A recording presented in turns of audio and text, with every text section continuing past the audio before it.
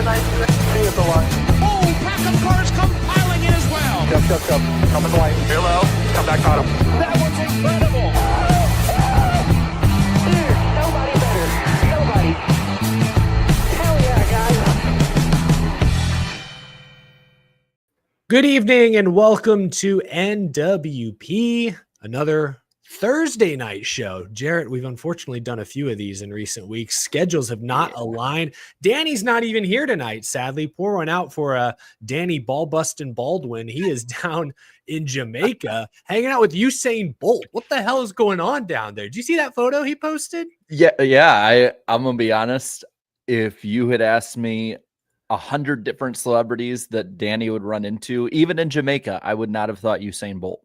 It's like coming to America and just running into LeBron James. Like, what the heck? What is it? Like, I know it's not a huge country down there, but still crazy that Danny is down.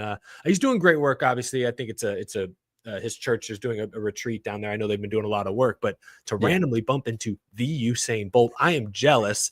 But fortunately, Jarrett, we get to do a show tonight. So who is the real winner?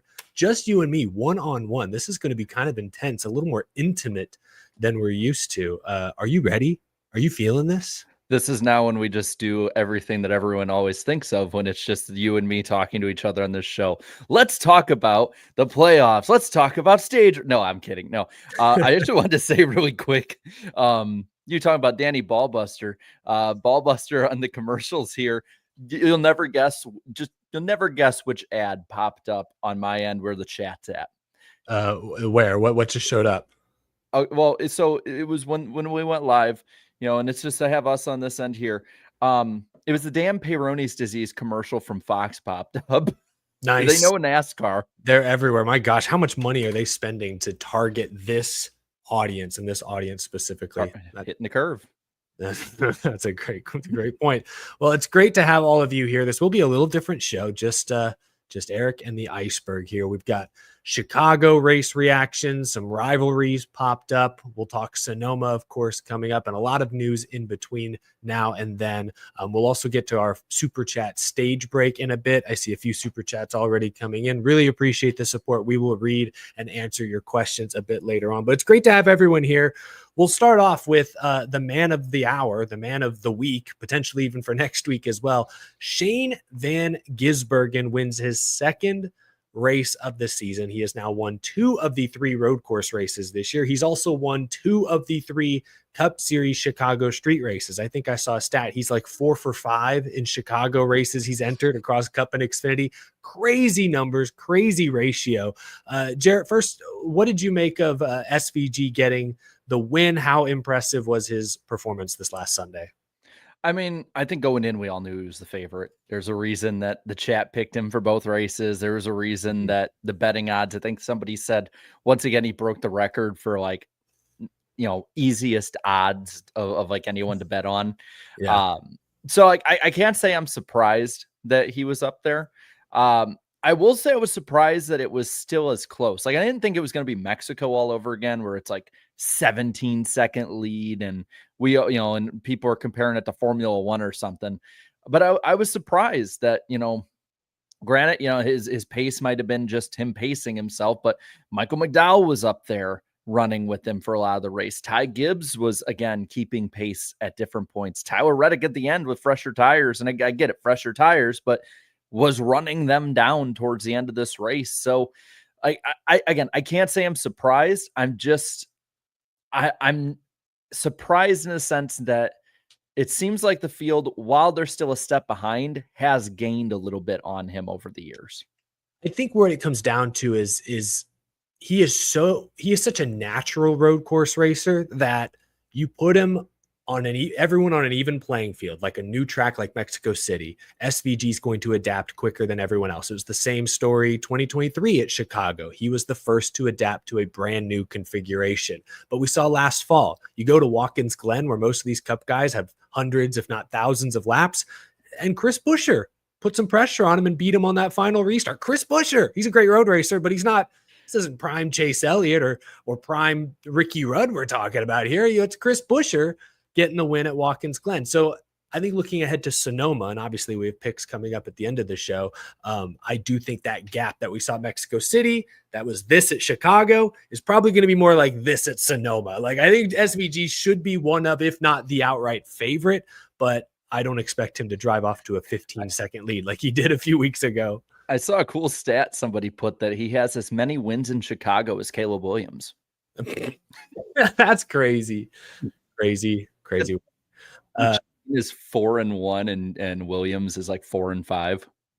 Gosh, had to slip that in there. Now you know it's a show. Yeah, too. Well, I'll ask this question because I've seen a few others kind of take on this argument this week. Is Shane Van Gisbergen the best road course racer in NASCAR Cup Series history? You can go first if you'd like. God, it's so difficult to answer, in my opinion, not because of like wins wise and everything like that. He's probably going to go down, if not the best, one of the best. So I can give you, so Jeff Gordon has the most road course wins in Cup history with 9, for those who don't know. Tony Stewart, I believe, is second with 8. And then there are like Chase Elliott has 7. There might be 1 or 2 other guys with, I think Ricky Rudd has like 6. So yeah, anyway, go on. That's the hard part, is like, because Cup wise, he's got like what, 3? I think 3. It is. He's at 3. And we know he's probably going to get more. So I won't say yet. I will say probably, like, when it comes to performances, most dominant thing is the thing that's hard to compare with, and it's the same conversation we had with Chase Elliott, is, you know, Elliott has a lot more road courses, especially like entering the 2020s, than Jeff Gordon and Tony Stewart did. And they dominated 2 tracks, did really damn well at them. You know, I don't think Gordon had a road course win past the first Watkins Glen race in the COT era. Tony, of course, won in more generations of car, which I think I honestly think that could be the more versatile way, is because the cars drove so differently. But I will say, like, if he hits like double digits, like if he's sitting at like 12, 13 in like 5 years, then I think we can definitively say it. I can't say he is yet, though. Yeah, I think he does not yet have the accolades to definitively be the GOAT of road course racing, because he does only have the 3 wins. I think he will get to double digits. Some of it is just sheer quantity. I know he's 34, 35 years old. He may only race 5 years in Cup, maybe more, maybe less, give or take 5 years. If he races 5 more years, that means he'll have probably 25 to 30 more chances to win road course races. Whereas, to your point, Gordon, Stewart, most of these guys had 2, maybe 3 opportunities a year at most. I think the question with that is, and I think for me, it's a yes, is that if we have, you know, like Brad said, possibly 7 road courses a year, and we'll talk about that in a bit, 7 road courses a year, let's say, or 6 or 7 for the next 5 years, can Shane win 2 of those a year? And like, is he more than likely to win 2 of those a year? Because we're not going to change cars probably in that time. It's generally going to probably be the same ones. And then the new ones, he'd have the edge in.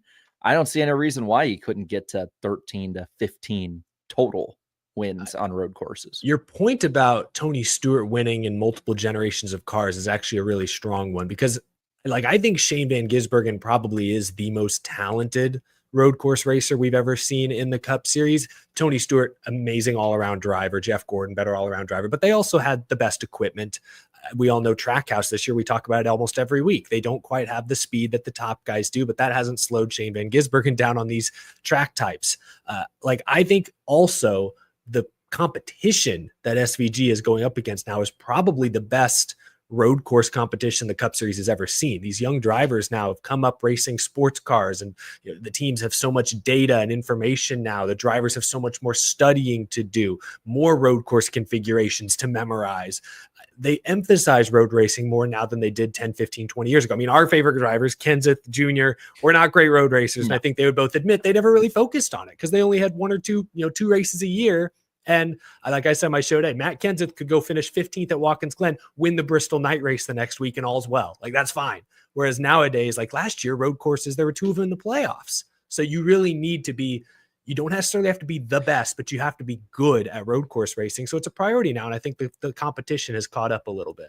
I mean, if you can put it like this, too, because I know. I think Kenseth, he ran the Roval. Maybe once. Probably 2020 was the only year, if I had to guess. Yeah. And so like Dale Jr., for instance, I think he ran 33 road course races. It could be here or there, but it was generally like in the mid 30s of road course races he ran in his career. Shane Van Gisbergen, Chase Elliott, Kyle Larson, Chris Buescher mentioned earlier, you name it. Any driver that's in the field that's not going to retire in the next couple of years will run that many road courses within the next 5 seasons. Like, it's they'll have a lot more. There's more experience, more opportunities. Yeah. I mean, how many people could we list off that are really great road course racers now who could win any of those road courses? And I would say you could probably list off realistically probably 10 to 12, whereas back in the Tony, Jeff, Dale, Kenseth, Jimmy era, you're probably naming off 3 or 4 of the regulars on a regular basis, and then maybe a ringer here or there, and then like Robbie Gordon jumps up. I was about to say, like the fact that Robbie Gordon was often a top 5 favorite at road races just tells you the lack. That sounds like such a backhanded compliment to Robbie Gordon. They sucked. I mean, other than the main ones, like the field generally pretty much sucked at it compared to the field today. I would take just about anyone in the field today against all but maybe 2 or 3 of them and would take them all to the woodshed. And I think they'd say it. Yeah. I want to highlight a comment from Dirty Def in the chat here. It says he mentions that in this modern era, drivers are able to copy SVG's exact driving line. They can see all of his telemetry, all of his data. They could literally mimic exactly what he does. They have that ability to now, and they still can't do it. Like, imagine if that kind of data sharing was around in Gordon's time or Stewart's time. Maybe maybe Matt Kenseth would have run top 5 a few more times than he did. Who knows? I asked the chat, and I'm actually surprised it was this close. I asked them, is SVG the best road racer in Cup history already? And this was closer than I thought. 44% said yes. 56% said no. Almost, not quite. Most people said no, but close to 50-50. I think he'll get there one day. You could argue he is already the most talented, but he doesn't quite have the accolades yet. It's hard to give him the belt, I guess, give him the title belt. There's a great argument, though. I mean, it is. I mean, we laid it out. Better competition, more tracks. I mean, yes, more tracks means more opportunities, but every road course is so different. You do have to adapt to them. Chicago is not the same as the Glen, which is not the same as Roval, which is not the same as Sonoma, Road America, Mexico, Montreal, you name it. Like, there's a real good argument that you could say he could get 5 or 6 and already put him in the category with Tony and Gordon. Yeah, I think you're right. So SVG gets the win. He also won a stage. Did he win a stage this week? I know he has a stage win or 2 this year because he is at 11. Where's he at in playoff points? I just want to make sure. He's at 11 playoff points. I don't remember where he won that stage. It might have been Mexico City. Yeah, not this one. McDowell and Blaney got it this week.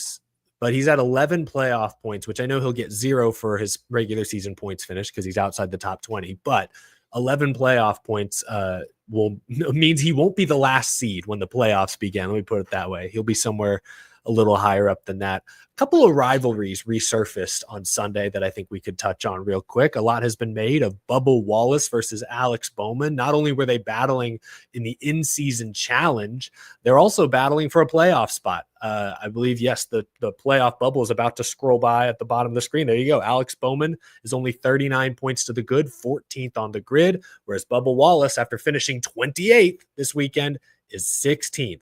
Last driver in currently, plus 3 points, right on the bubble, hanging on by the skin of his teeth. Bubba Wallace, Alex Bowman got into a little bit of a pissing match there at the end. Ultimately, Bubba Wallace wound up wrecked. What was your reaction to the 48 and the 23s back and forth?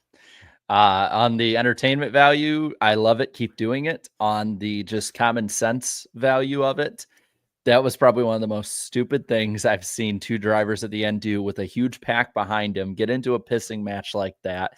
And with Bubba Wallace, he finished 28th. That was a battle that was, if I'm not mistaken, it was in the top 10, right? Or there was battle for I think they were battling for 7th or 8th. Now, I think Wallace was on older tires, so there's a good chance he was going to fade to 12th or 14th anyways, but they were in the top 10 at the time. Do that math. 12th, right? He finished 28th, 16 points. We saw last year how much of a difference that can make. If you're and to me, it's the thing. Like, I know he laughed it off. I know they laughed it off after the fact, but like, come on. We also know that they were getting into each other. They were getting a little pissed at each other. Heat of the battle, heat of the moment. I'm not going to say that, oh my God, Bubba Wallace and his temper and all that. Like, no, like, I don't think it's necessarily like it was a couple of years ago kind of thing. It was just, I think, lapse of judgment in the moment. And I said it a few weeks ago in my video grading all the different drivers. And to me, moments like that just hammer at home is that Bubba Wallace to me is somebody who's never going to put a full season together. Like, he just, whether it's him getting his own way, his team, communication, luck, you name it, everyone has bad luck. So take that part out of it. But for whatever reason, no matter how good he starts or how good he comes on later in the season, he is always in the same place in points every single year. Exactly. He is on this cut line and the only time he's not on this cut line is when the cut line is like 4th or 5th in the points, and then he's nowhere to be found in it because he's never going to be up that high. Yeah. And it's different crew chiefs too this year with Charles Denike. Now they got off to a hotter start than usual, but to your point, they have regressed back to where we find them every year, winless on the bubble, usually involved in some sort of back and forth. I don't think there's real serious beef between Bubba and Bowman going forward, but there wasn't that moment, and it cost Bubba Wallace, like you said, valuable points. Yeah, I keep saying this stat, not to sound like a hater, not to keep beating a dead horse, but Bubba Wallace has never won a regular season race, and he's never gotten the 23 car into the owners playoffs. He's 0 for 4. And I just asked the chat, do you think Bubba Wallace makes the playoffs this year? 76% say no. I mean, we get a surprise winner if McDowell wins this weekend, or not Busher. I guess he's already ahead of him. If Kyle Busch, who's been really good at road courses this year, wins a race. We saw Chase Briscoe with a dying Stewart-Haas team swooped in to win the Southern 500 last year. That's not a regular season race, but point is, Austin Dillon, we could see one surprise winner bump Bubba Wallace out right now. They don't have a lot of momentum, to your point, and it's just frustrating. We haven't seen growth from Bubba Wallace in 5 years since joining 23XI. It's we talked about Daniel Suarez last week, maybe hitting his ceiling, and Trackhouse recognizing that and saying, all right, we need to move on to this, Red Bull backed kid who has a ton of potential. I don't know that Bubba Wallace's job is in any real danger. I think Jordan likes him. I think the sponsors like him.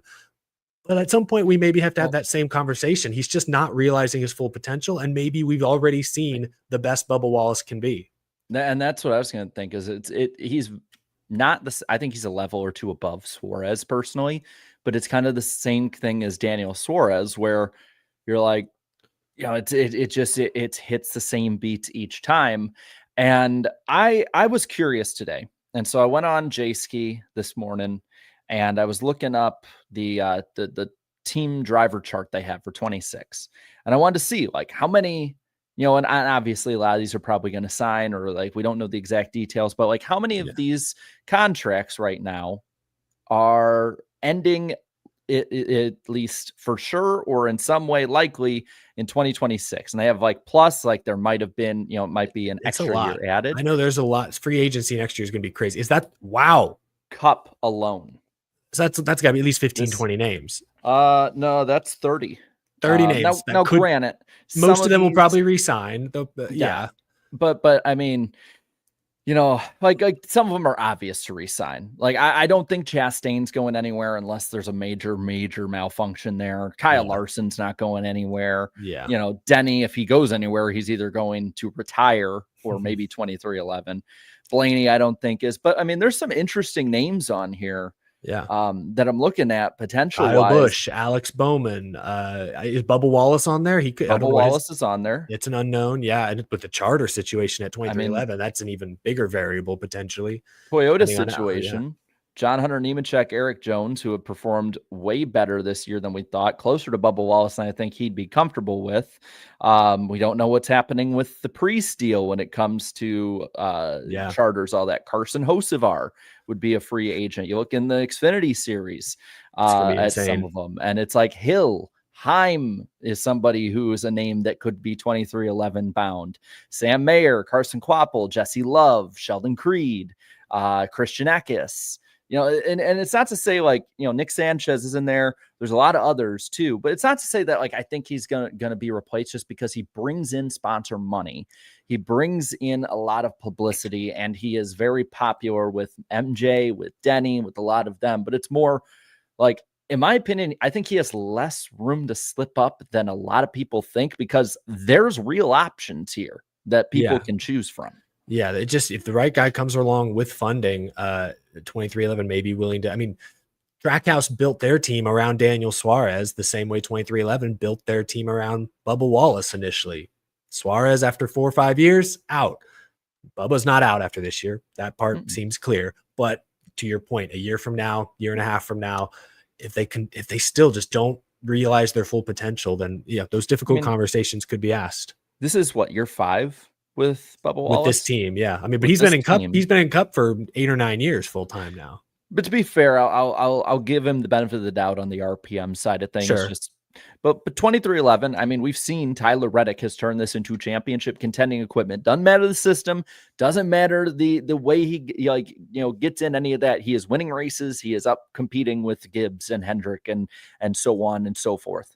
Bubba has what, 3 wins here? I mean 2 wins. I was at both of them. I should know this. He did win his dual race this year. So okay, so there is that. So I mean, 2 wins in 5 years, and again, he can still get a win. I think that team is good enough to get a win when they're performing right. But 2 wins in 5 years, if he doesn't close out the deal at the end of this year, like that's, and it's not great. Where they've ran, that's just not indicative of a team that's moving forward. That's the thing, is it's new crew chief, different start to the year, all this stuff, and they continue to spin their wheels and find themselves in the same position every single summer. Ross Chastain found himself in a similar position this weekend, at odds with a fellow playoff contending driver. Late in this race, there's a huge stack up on one of the final restarts. It was the restart where Austin Cindric came flying in like he was on a slip and slide. Behind him, I think it was Stenhouse got into Logano, who got into Chastain. Ross did like a half spin, lost some positions. Going into the very next turn, Ross, as Joey put it later, seeing red, plowed into the 22, also took Stenhouse out with it. Logano was pissed after the race. A lot of cameras showed Logano confronting Chastain. Then as he was storming through the garage to apparently go tell NASCAR what had happened, he told reporters that Ross admitted to him that he wrecked him on purpose and thought there should be a fine, a penalty. NASCAR has not issued any penalties for the Chicago street race weekend. But your reaction to that one, Jarrett, I hesitate to say hot-headed, but 2 very aggressive race car drivers not seeing eye to eye at the end of this one. I mean, I get Joey being pissed. Like, he I do didn't too. do anything. Yeah, he didn't do anything wrong. This time. No. This time he didn't. We're just paying it forward. No, I don't blame him for being pissed at all. Like, he has every right to be. And if Ross, like said that to him, I'd be pretty pissed as well. But at the same time, I think you said it in your video today, is like NASCAR has harbored this culture where Joey's best course of action is not to get him back next week, where he very easily could with minimal damage and minimal problem. Instead is to go, he was mean to me. Go tattle to the NASCAR communications department. Yes, that's interesting. It's where we're at, because they docked Denny Hamlin points for running Chastain in the wall a few years ago and then talking about it later. They fined Ricky Stenhouse Jr.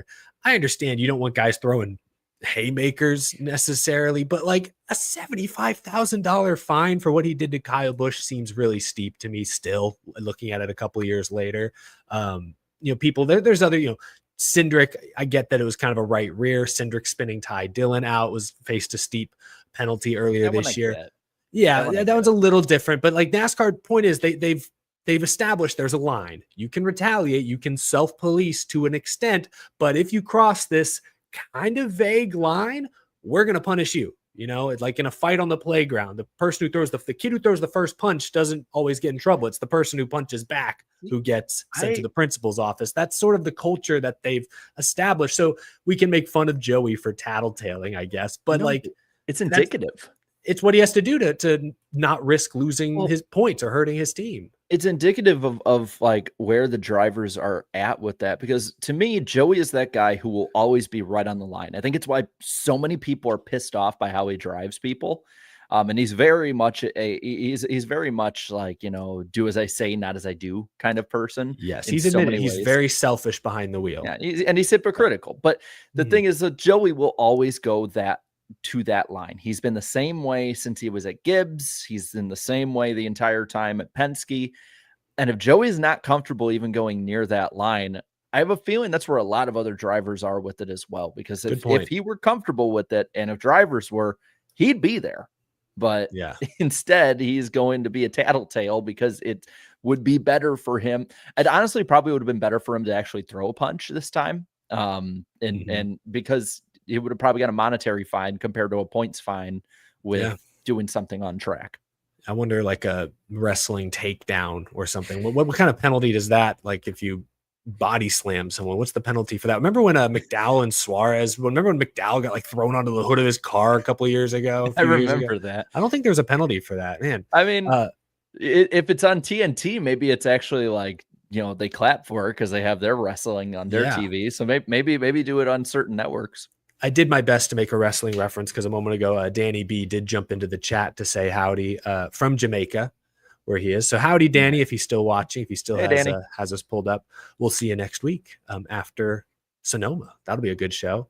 I also saw Ellie Productions in the chat a moment ago. So a lot of our YouTube buddies and past or current podcast co-hosts hopping in tonight. Great to see so many folks in the chat tonight.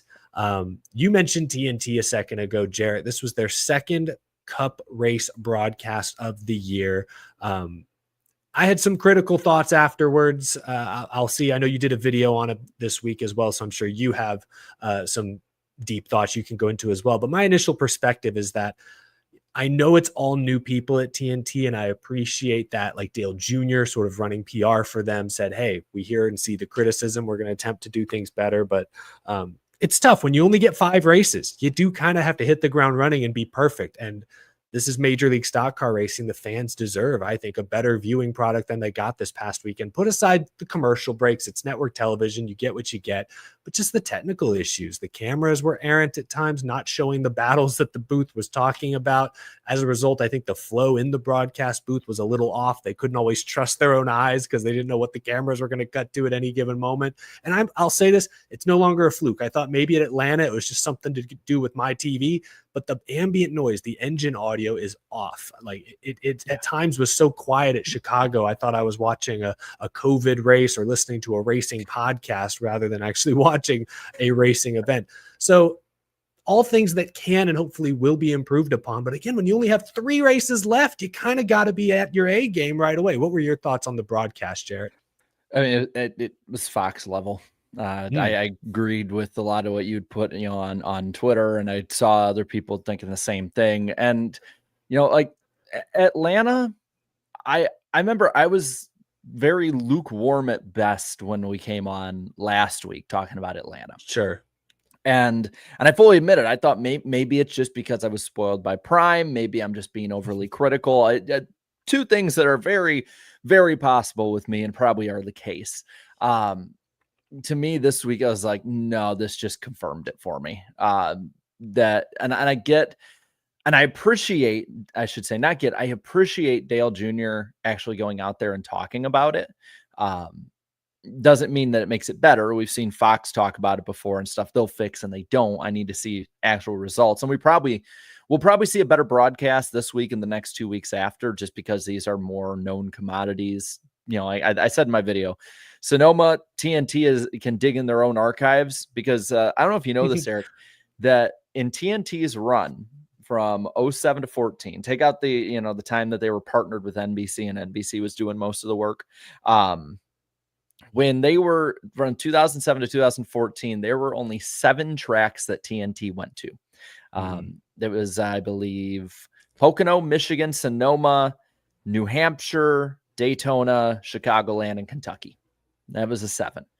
This is one track they can literally go back in their own archives and see what do we do right, what do we do wrong. They can train their own AI to do the broadcast for them. Yeah. And so I think the next 3 weeks will be a lot better, at least decent enough. But at the same time, these 2 weeks were supposed to be 2 of the biggest shows of the summer, and they dropped it hard. And I heard from people who were at Chicago that it was a big deal. It felt just as big to them as the last few years. Maybe a few things a little different here and there.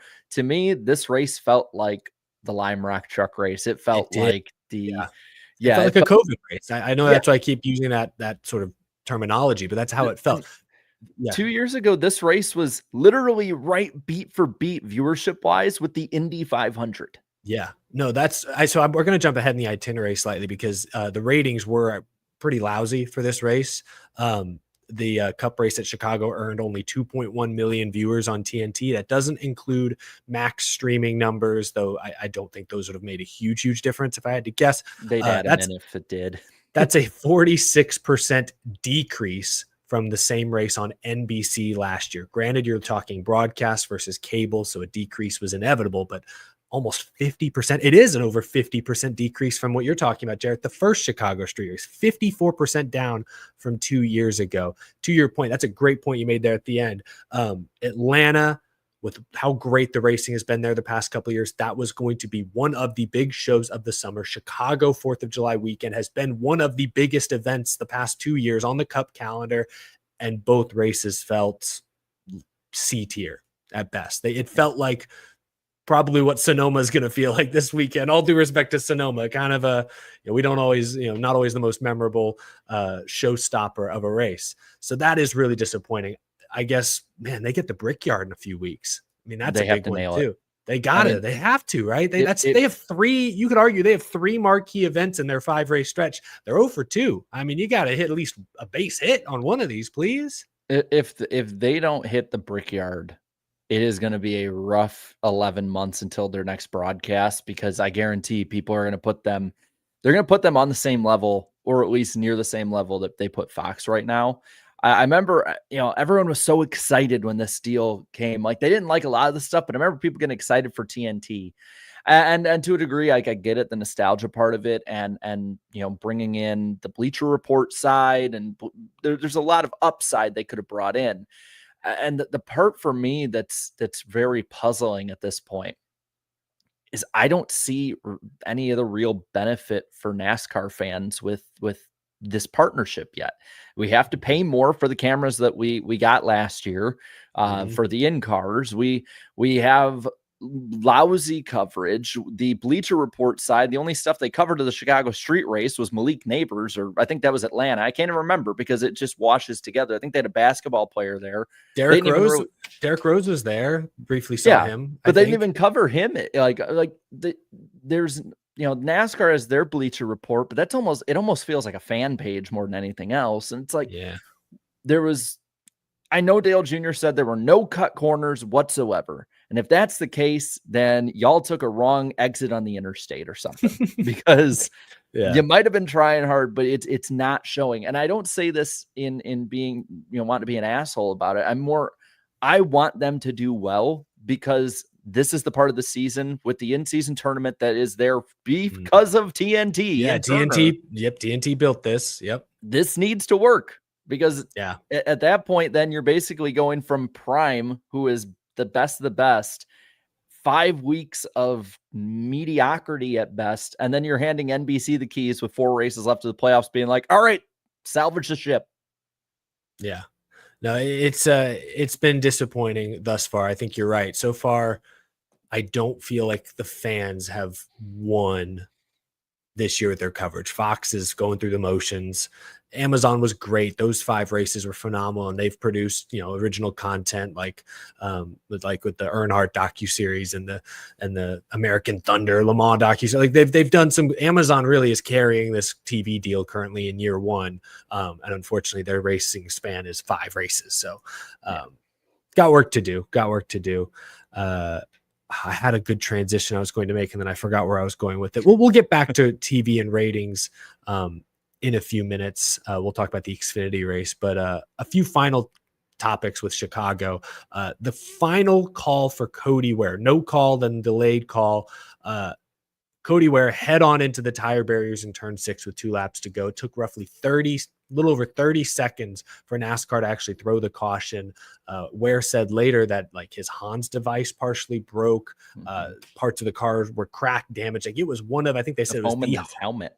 It was the hardest frontal impact, I believe, on record with the next gen car. He just lost brakes and just absolutely destroyed the turn 6 barrier there. NASCAR did not see the initial incident. It did happen really fast, I guess, in their defense. Blink and you'll miss. Bam, there he goes. By the time they looked up and saw there was a car in the tire barriers, they kind of went through their typical motions. Hey, guy in the barriers, let's wait a few seconds. Often they can get it pulled out of the barriers and moved on. Rain was coming. I know they say that wasn't an excuse, but with a lap and a half to go, leader coming to take the white, you need to be absolutely certain it's a caution before you re-rack them for an overtime restart that you may never get because of lightning in the area, because of rain incoming, all that stuff. So they waited, finally threw it. Race was over.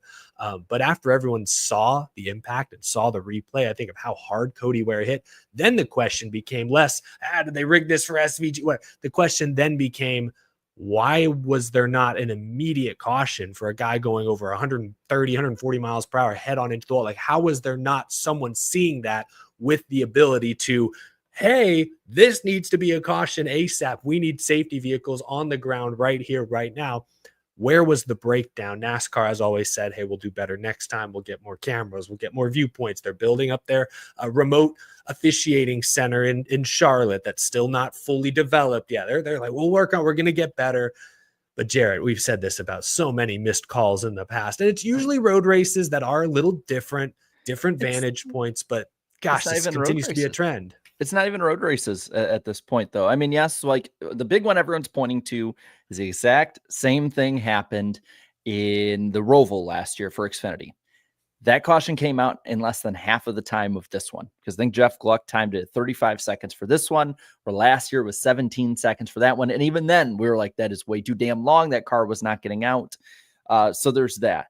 Go way back, Gen 6 era, we couldn't see the rain, the tinted windows thing at New Hampshire, right? And that was the whole big thing.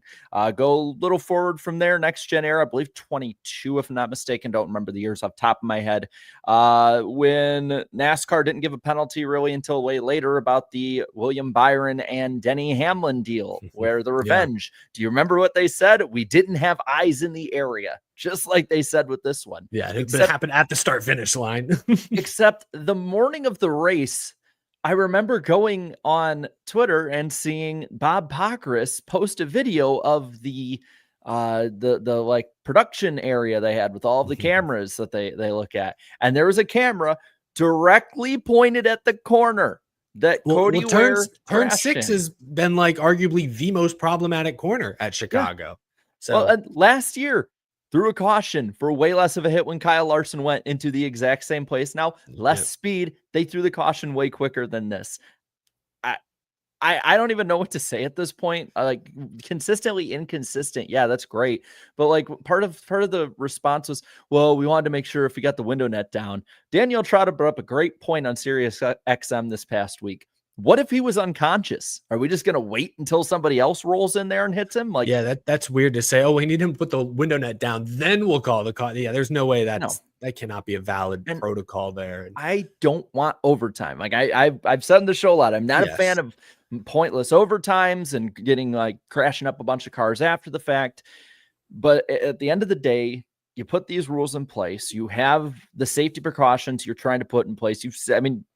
Cody Ware brought up, he cracked the foam in his helmet. He cracked his Hans device, hardest hit on record. What are we doing? Yeah. So I believe NASCAR when they say they did not see it happen live. That's where I have the problem is that, that's the most problematic corner on the track. Somebody should be like eyes glued. So I used to work at the Tower of Terror at Disney World for people who don't know. And if you were in the control room, they called it tower control, kind of underneath the ride. There's a little building. There's two people, because there are two sides of the ride, and they was like in the handbook, if the elevator on Tower Terror was in the drop shaft for part of the ride, legally someone had to be staring at the security cameras at the whole time that was happening, ready to hit the e-stop if something bad were to happen. Like that, like you could walk in the room saying, hey, Dave, I need something. They can't look away from the screen. Like they have to be watching that screen at all times. NASCAR should have that for turn 6 at Chicago. Like someone is staring at that corner at all times. And that's where I have the problem. I don't think NASCAR saw the hit and said, let's wait. I think they legit didn't see the hit. And that's a problem. They need to have better eyes. Because if they'd seen the hit, I think they probably would have thrown the caution quicker than they did. Because we also know NASCAR loves to, make it a little crazy at the end with an overtime from time to time. They want to see chaos in the final laps. I don't think they're allergic to shaking things up at the very end. So, yeah, just frustrating. They have so many resources and yet miss some pretty easy calls, it seems. I see Howie in the chat says, Holler Talk said the turn 6 camera isn't one that moves.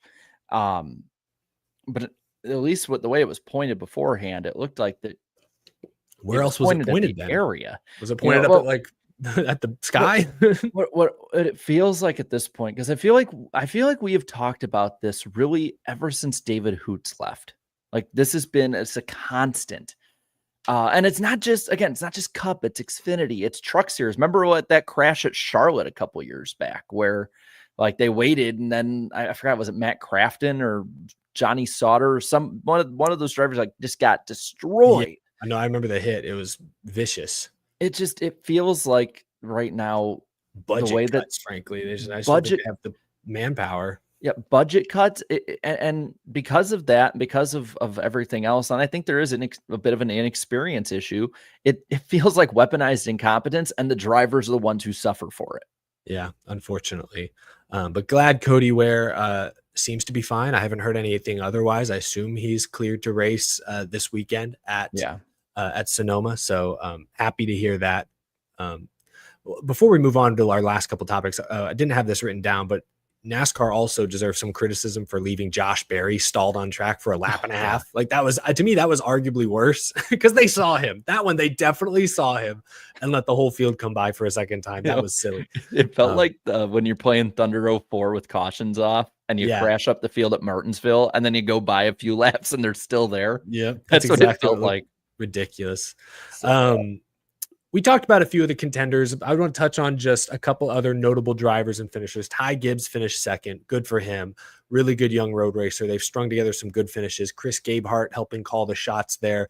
Strong effort from all the Gibbs group to get Ty into the playoffs. Could go their way if they get a win here in the coming weeks.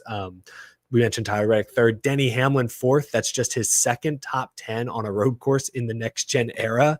So good for him, considering he battled back from an engine failure at the beginning of the weekend. Kyle Busch rallied late to finish fifth. He had a spin, and then he had a pit road penalty, probably something else, but he comes home to finish fifth. Really good on road courses the last couple of years.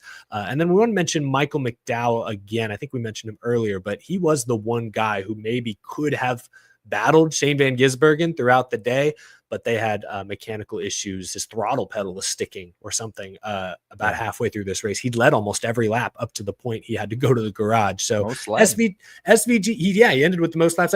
SVG was probably holding back some, but I think McDowell, veteran road racer himself, qualified on the front row, was probably not showing his full hand either. Jarrett, do you think this will be the final Chicago street race? We know you have close emotional and physical ties to the other Chicago area racetrack, but what do you think of the street race? Will it return or will it go somewhere else?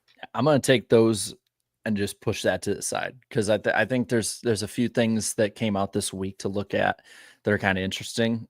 Mayor, is it Brandon Johnson? I can't remember. I think that's right. Sounds right. It's a very generic name. It's like, I think it is Brandon Johnson. Shout out all the Brandon Johnsons out there. Mayor BJ has said this week, basically like, we're open if they want to come back to Chicago, but it can't be this weekend. Which I know a lot of people are like, well, let's just move to this or that. And I feel like the whole point of putting it on that weekend was to make it the biggest show possible. It's the biggest bang for NASCAR's buck. I will say when I went back up north this past year, it was different and granted, it's 90 miles out from Chicago, but like the last 2 years, anyone I talked to outside, of my family group was like, I'd bring up NASCAR and they're like, oh, did you hear they're in Chicago this weekend? And like I have a friend that lives in Chicago, and her and I were texting back and forth, and she ended up watching it, but it's only because I had reminded her about it that morning. Like there was not as much of a push on the outside factor this time. And I think that, Jordan Bianchi, who's somebody who is very much for these kind of deals, said it best, is that sometimes you want to leave a year before it's too late to leave. Like LA Coliseum probably should have left after a year or two. Even without the rain, causing it to move a day up, that date was probably destined to be moved no matter what. And I feel like that's kind of where we're at with this one. They're heating up with San Diego, Chicagoland. I know the updates I've gotten, even since host of ours videos, have been pretty solid with that and some of the renovations and different things. Mexico has more steam behind it now. They want to go to Canada. I don't see where it fits on the schedule. And I know Denny was like, oh, why don't we do 2 races in the area? And I'm like, I don't think the area can withstand that. So I don't think it comes back next year. And if it does, Chicago is probably going to have to make some major concessions, because it just won't probably be worth it for NASCAR to have a year 4. Yeah, if NASCAR is going to spend, I don't think it costs $50 million anymore to put it on every year like it did the first year, because now a lot of those things are already in place. And I know they've dramatically shortened the build and then tear down time. And they built fewer suites, I think, this year, a few less grandstands. So but it's still very expensive for NASCAR to put this race on every year. And so if you're asking them to move off of July 4th weekend, I'm sure NASCAR would be looking for some, a trade-off there, something to make it more worth their while, which is why the San Diego steam is full speed ahead. I would love to see that. Chicago's been cool. I would be fine if they brought this race back for another year, even if, say, it's in August or some other summer date. I still think this is a really cool event. I enjoy visiting Chicago. I think the actual course has proven to be racier than anyone ever maybe would have expected. So I would welcome another return here. But your point and Bianchi's point about maybe it's best to leave a year early, that's fine. I would love to see a street race somewhere else. I hope San Diego is really happening in the future. It sounds like other cities, I think Pittsburgh has been mentioned in the past. I know people like to mention Denver just because that region is unfortunately barren when it comes to NASCAR. Some other major cities could throw their hat in the ring and sound like are interested in seeing NASCAR in their town. So the concept, Chicago was a very successful proof of concept. The weather threw everything they could at them, and NASCAR was still able to host 3 consecutive Chicago street race weekends, heart of one of the biggest cities in the world, holiday weekend, crazy logistical undertaking, but they managed to make it happen. So I hope that this concept, if it doesn't return to Chicago, heads elsewhere. I think the next gen car would race great at Chicagoland Speedway, so I'd love to see them go there in the near future. I guess we'll have to wait and see if it happens. I asked the chat, Jarrett, will the Chicago street race return next year? A little pessimistic right now. Only 26% say that yes, it will be back. Most people believe that the writing's on the wall, it's going to move on. Seems likely, definitely seems likely. You touched on this a moment ago, Jarrett, with Hamlin saying, hey, let's go to the Chicagoland, maybe keep Chicago. Brad Keselowski was a driver on Twitter this week, today actually, who suggested that 6 road races that are currently on the Cup schedule is too much. We have too many road course races in Cup, says Brad Keselowski. And some others have echoed his sentiments, have echoed his comments. Less than a decade ago, 8 or 9 years ago, there were only two road courses on the schedule for years. Watkins Glen, Sonoma. You had both coasts covered. We've tripled that number since then. Do you think we have too many road course races on the Cup schedule currently? Slightly. I am not in the boat of let's go to 2 to 3 again, the way it was for forever with Sonoma, Watkins Glen, or how it was, when you added the Roval in. But I kind of because I was thinking about it today, because, I still think that road courses need to be a good portion of the schedule. It just, NASCAR's, in my opinion, the driving styles and the sport itself is too diverse in its competition to not have that. And so the way I thought of it is this, Sonoma, Watkins Glen, they're the longest running ones. SMI, ISC get one. I think COTA has earned a spot on the schedule this far in. It's a big market. It's a great facility. I think if they can continue to financially make that make sense, I think that's a must do. I think there should be one of the international dates, whether you go to Mexico, Montreal. Yeah. So this isn't going to be a very good podcast debate because I think we 100% agree, actually. Are we going to agree on the number? Because the number I have is 5. I said 4 to 5. I would prefer 6 over 2, but I think 4 to 5 is the sweet spot. And I literally said in a video the other day that I would, keep Watkins Glen, keep Coda, and then like rotate between Montreal, Mexico City, and then have a street race. So you need like street race, Watkins Glen, Coda. I'm iffy on Sonoma. This is going to be blasphemous to say. I'm iffy on Sonoma going forward. I want to see how the race is this weekend. I hope it's fun. It's always been my least favorite, to me, the least racy road course on the Cup schedule, even behind the Roval, for example, which I think is probably run its course. That's when I would say phase that one out. And I just don't think the crowd at Sonoma has been very good. Maybe this weekend they'll prove me wrong and show up in huge numbers, but I get that it's SMI. I'm sure they have the deals with the local economy, local governments, but like if none of that was in place, I don't really see why Sonoma still has a date every year. Like it feels like, and that feels like a part-time track. Unfortunately, it's the sad truth that people don't go. The stands are empty. Well, I'll argue partially. So like, I agree that it has been the most dull recently. For me, though, I don't think it's a coincidence that the quality of the racing, regardless of the layout, went down when the stages were introduced. I think this is a track more than any other that the stage cautions have ruined because, I mean, I can go back to 2014, 3 years before they started doing stage cautions, and it was like, the winner, Carl Edwards, went on a 3-stop strategy. Jeff Gordon in second, right behind him, was on a 2-stop strategy. Dale Jr. right behind them was on a 5-stop strategy. And that was normal Sonoma. I think if you got rid of stage cautions, like, yes, there would still be people going for the points as we saw in the past. I feel like then you would have a little bit more of that strategy that would shuffle up the field. Yes, I think you're right. I think that's where the issue is. I mean, I agree. Like, I don't really look forward to Sonoma as much anymore. And it used to be my favorite road course. Like, even when you added some of the others on, just because it was so racy, you had so many of those freak deals. Like, I always remember, like, there's so many times that there'd be 2 or 3 cars spinning synchronized with each other. I get where you're at. I disagree simply because I think it's just NASCAR rules have ruined it more than the racing has. That may be fair. I thought last year was better, and the finish was a lot better. Last year's race was interesting. A couple years ago, you had Suarez winning, which was at least memorable. I don't want to be the guy over here picketing to take a track off the schedule. It's not terrible. I'm not trying to do that. I don't want to take away Bay Area fans. They have their home track. I get it. I've never been. I hear it's nice. Wine country is beautiful, of course, tourist destination. I'm just saying, like, when we're talking about, hey, maybe we need to cut 1 or 2 road courses. It's like, okay, Roval probably could get rid of that. I don't think we need another Roval race personally.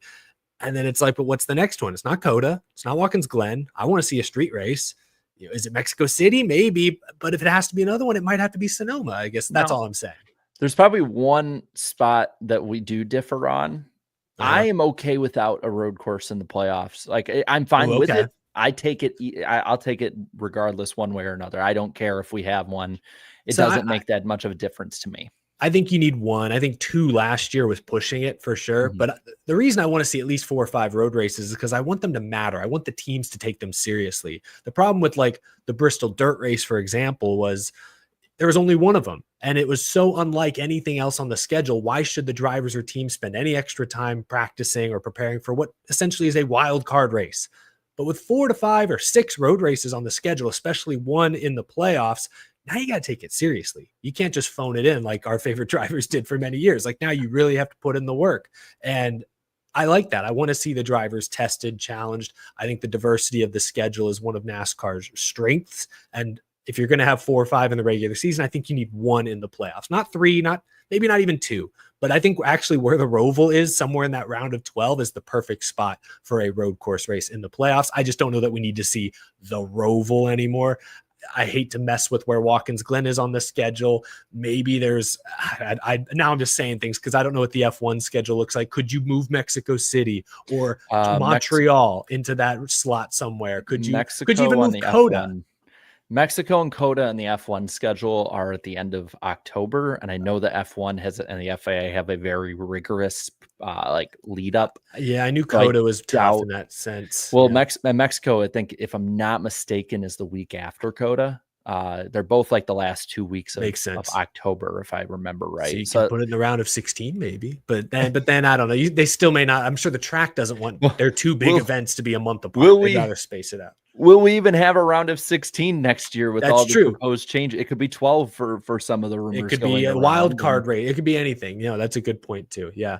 I asked the chat, what is the right amount of road races? Yeah, this was not the most exhilarating segment because they also agree with us. 74% of our live chat agrees that 4 to 5 road courses is that sweet spot. Interesting though, 0% voted for none. So everyone agrees there should be some road courses on the schedule. I thought that was interesting. Anyway, let's quickly look at the playoff cut line before we get into the pole and Xfinity. We talked about Alex Bowman, Bubba Wallace, their pissing match earlier. They're both on the bubble. Chris Buescher, because of mechanical issues that his team battled this weekend, has now dropped to 15th place, plus 35. Ryan Preece, top 10 this weekend at Chicago, sneaking closer and closer to the top 16. I feel like those RFK cars, when they're not suffering mechanical failures or getting caught up in the Hocevar crash on lap 4, they're fast. They're fast just about everywhere. So I like where Ryan Preece, I like the momentum at least from Ryan Preece. I don't like where he's at. He's below the cut line. I don't like that. I like the momentum. I think you can make a real good argument though that even if there's another winner, he could still point his way in past Bowman or past Buescher, depending on issues they have. I get it's 30 some points, but he was 50 some points behind Bubba Wallace only like 2 or 3 races ago. Yeah, and Bowman's been better lately. He's had 3 or 4 pretty good finishes in a row, but that team has been inconsistent. You can't always trust him. So you're right. You're right there. We'll talk Xfinity ratings real quick and then go into the poll because that's what I have on the itinerary here. Mentioned the Cup race, 2.1 million viewers, pretty huge year-over-year decrease. Some of that is cable, but still not great. Xfinity, meanwhile, now on the CW, huge ratings bump, 51% increased over last year's local NBC affiliate. This year's Xfinity race earned 1.13 million viewers on the CW and also WGN, which is, of course, based in Chicago. So pretty big win for the Xfinity series on the ratings front. But before we get off the Cup race entirely, Jarrett, it's time for the famous iceberg poll. What did the results look like this week? So 16% of voters said it was a great race. 57% said that it was a good race. Then 20% said it was average and 7% were negative. So the net positivity was 73%, which of the 3 Chicago races puts it second, firmly between 86% on year 1 and 66% last year. Interestingly enough, the last Chicagoland race was above that. So I mean, it's I had to sneak it in there, Chicagoland truther. But of the road course races all time on the poll, if I can find it, damn, I have so many things on here. Of 33 races, all time polled of road courses, this one was 19th, right between the 2020 Daytona road course race and the 2022 Suarez won Sonoma race. So sounds about right. Right, put it. Right in the middle. And that's kind of where I put it. Like I gave it a 5 out of 10. Like I thought it was an average NASCAR race. It was, nothing. I gave it a 6.5 out of 10. I thought it was slightly above average. I thought there was some pretty crazy action in the final 20 laps or so, but I agree. It was fine. It was there were highs. There were good highs. There were very low lows. It was, it was anything I really would expect out of a NASCAR race, but in general, generally positive, but in the middle for polls. Fair enough. Yeah. What kind of comments did we get? What do you think it is? Positive, negative, or meme? I think it was very positive. Probably big SVG fan. It was Calypso. Oh, who was probably negative then. Well, I said, hello, Jarrett, my beloved, here to ruin another race with my rain. Oh, wait a minute. The race is already over. Come on. I thought the rain would improve the road course racing anyway. So Calypso was, just missed. Let's see. Of the comments here, Holden says, being in a basketball city, I played against Brad in a game of knockout and won. Ty Dillon delivering another memorable line 2 weeks in a row. Yeah, I don't know who comes up with those, if it's him, if he's doing it on the spot. Very clever. I want to see him keep moving on just to see more of these clever little quips post race. I want him to win just to stick it to everybody. Who's he going up against this week? It's somebody he could beat, right? I'll pull it up. Hold on. Give me a second. I'll pull it up. While you're pulling it up, I'll read the next one. The It's Cloud Bowman. Creation. It's Alex Bowman. That will be tough. That will be tough. Oh, but if he gets by Bowman, next is Nemechek or Jones. He could beat them. If they have a bad day, he could beat them. So this is a big week. Got to beat Bowman. Is it selfish of me just to mess with Danny that I want Ty Dillon to improve? Come on, I can't be the only one thinking it. Cloud Creation said commercial break during the winter celebration. I already missed Prime. We didn't even cover that part of the broadcast stuff. That was just that's an excuse. That is like Fox level going to commercial twice in the last 15 laps of Talladega bad. T Wolf says crazy. It's the same booth as Prime, but the vibe is so different. You can tell Dale doesn't have the same say with TNT that he did with Prime. I don't know if it's that or if I think it's just inexperienced people working. I think so. Working on some of those key spots. I think maybe just a little bit. He probably has less than he did with Prime just because it is cable television and it's an old network. And they may just have less budget, less resources for him to play with. Which sucks. B. DeLuca said, outside of the Bubba Bowman deal, this race didn't hold my attention. Remove this track for Rockingham. Oof, don't know about that. I know there's going to be a few people from NASCAR media and Twitter that are not going to be happy hearing that. I enjoyed the drama today. I sat in the side and just watched it. Parkman said TNT giving Fox some competition and not in a good way. And Justin said Josh Berry literally stopped for a full lap and no caution. Cody Ware hit the tires full on and no caution. I don't like overtime, but come on, man, just throw the caution. And TNT fix the damn ticker. I still can't see the lap count. Why is it so small? The only positive is we didn't have NBC's radio call. I kind of like the radio call, but that's just me. But the ticker is another thing. I don't know if it bugged you as much as it bugged me, but it seemed like they only updated the ticker when they crossed the start finish line. It's like they had other checkpoints somewhere around the track that would mess with it. Yeah, it wasn't always the most, it wasn't reliable. I will say that it wasn't always reliable. And last one for the gutter comment, and it's like the clapping emoji one says, bring back Road America. That was my wife. I brought her to Road America though, for the last race there. So a little bias, but the gutter comments. Alex said, made me so happy seeing Bowman turn Bubba. Guy asked for it. I'm not surprised that one got voted into the gutter. Tyler says, lame race with a lame result, but that doesn't matter because NASCAR will from all over themselves since it pushes the expand international audiences button. I didn't know Chicago was a different country. Feels like it sometimes, but hey, I was there a lot in my childhood. It was just saying.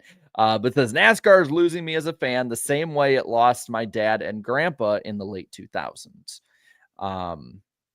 And then I think it's Afex says, worst race of the year, worst race I can remember in the past few seasons, incredibly predictable, boring winner, and the coverage was so effing terrible on TNT's end. I'm glad we won't see this course again. Strong words. Worst race ever. I don't know about that. I will say very entertainingly explosive gutter comments this week. Yeah, no, they good. This did not disappoint. I appreciate that. And I appreciate our live chat voting on who wins this week's matchup, Ty Dillon or Alex Bowman. 52% go with Ty Dillon.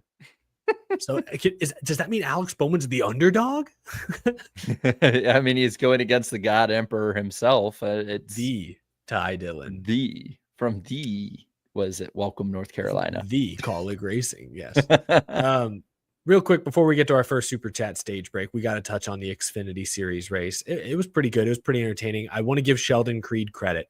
I trashed him on this show 1 week ago, and I even said during my Sheldon Creed rant that watch him, because he's a good road racer, watch him go out and win Chicago this weekend, make me look like a damn fool. At times I was nervous. I'm not gonna lie, I was a little nervous. I was like, no way he's actually gonna pull it off this weekend with SVG and Zilich in the field.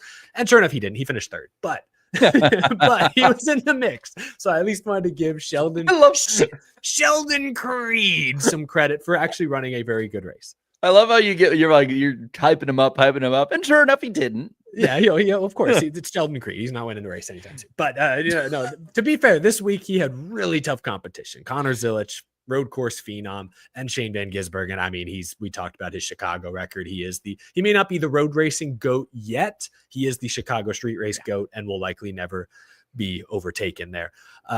But the final restart, SVG side by side with Zilich, got a good jump and was able to essentially push Zilich wide in turn one, kind of forced him into the wall. Zilich, I thought, gave a very mature interview post-race, just said, hey, I get it, going for the win. He has to take that opportunity. I shouldn't have let him be that close. Like, I thought Zilich handled the defeat quite gracefully for an 18-year-old who hasn't won a lot of races yet. He's only got 2 Xfinity wins this year. I mean, he's won race. He's secure enough in himself, but I expected a more emotional response. Didn't get it. I was very impressed. SVG, I don't think he went too far in the sense that like we need to cry foul, but it was a little over aggressive. It was a little pushy, and I'm a little surprised that he was willing to go there with a teammate half his age.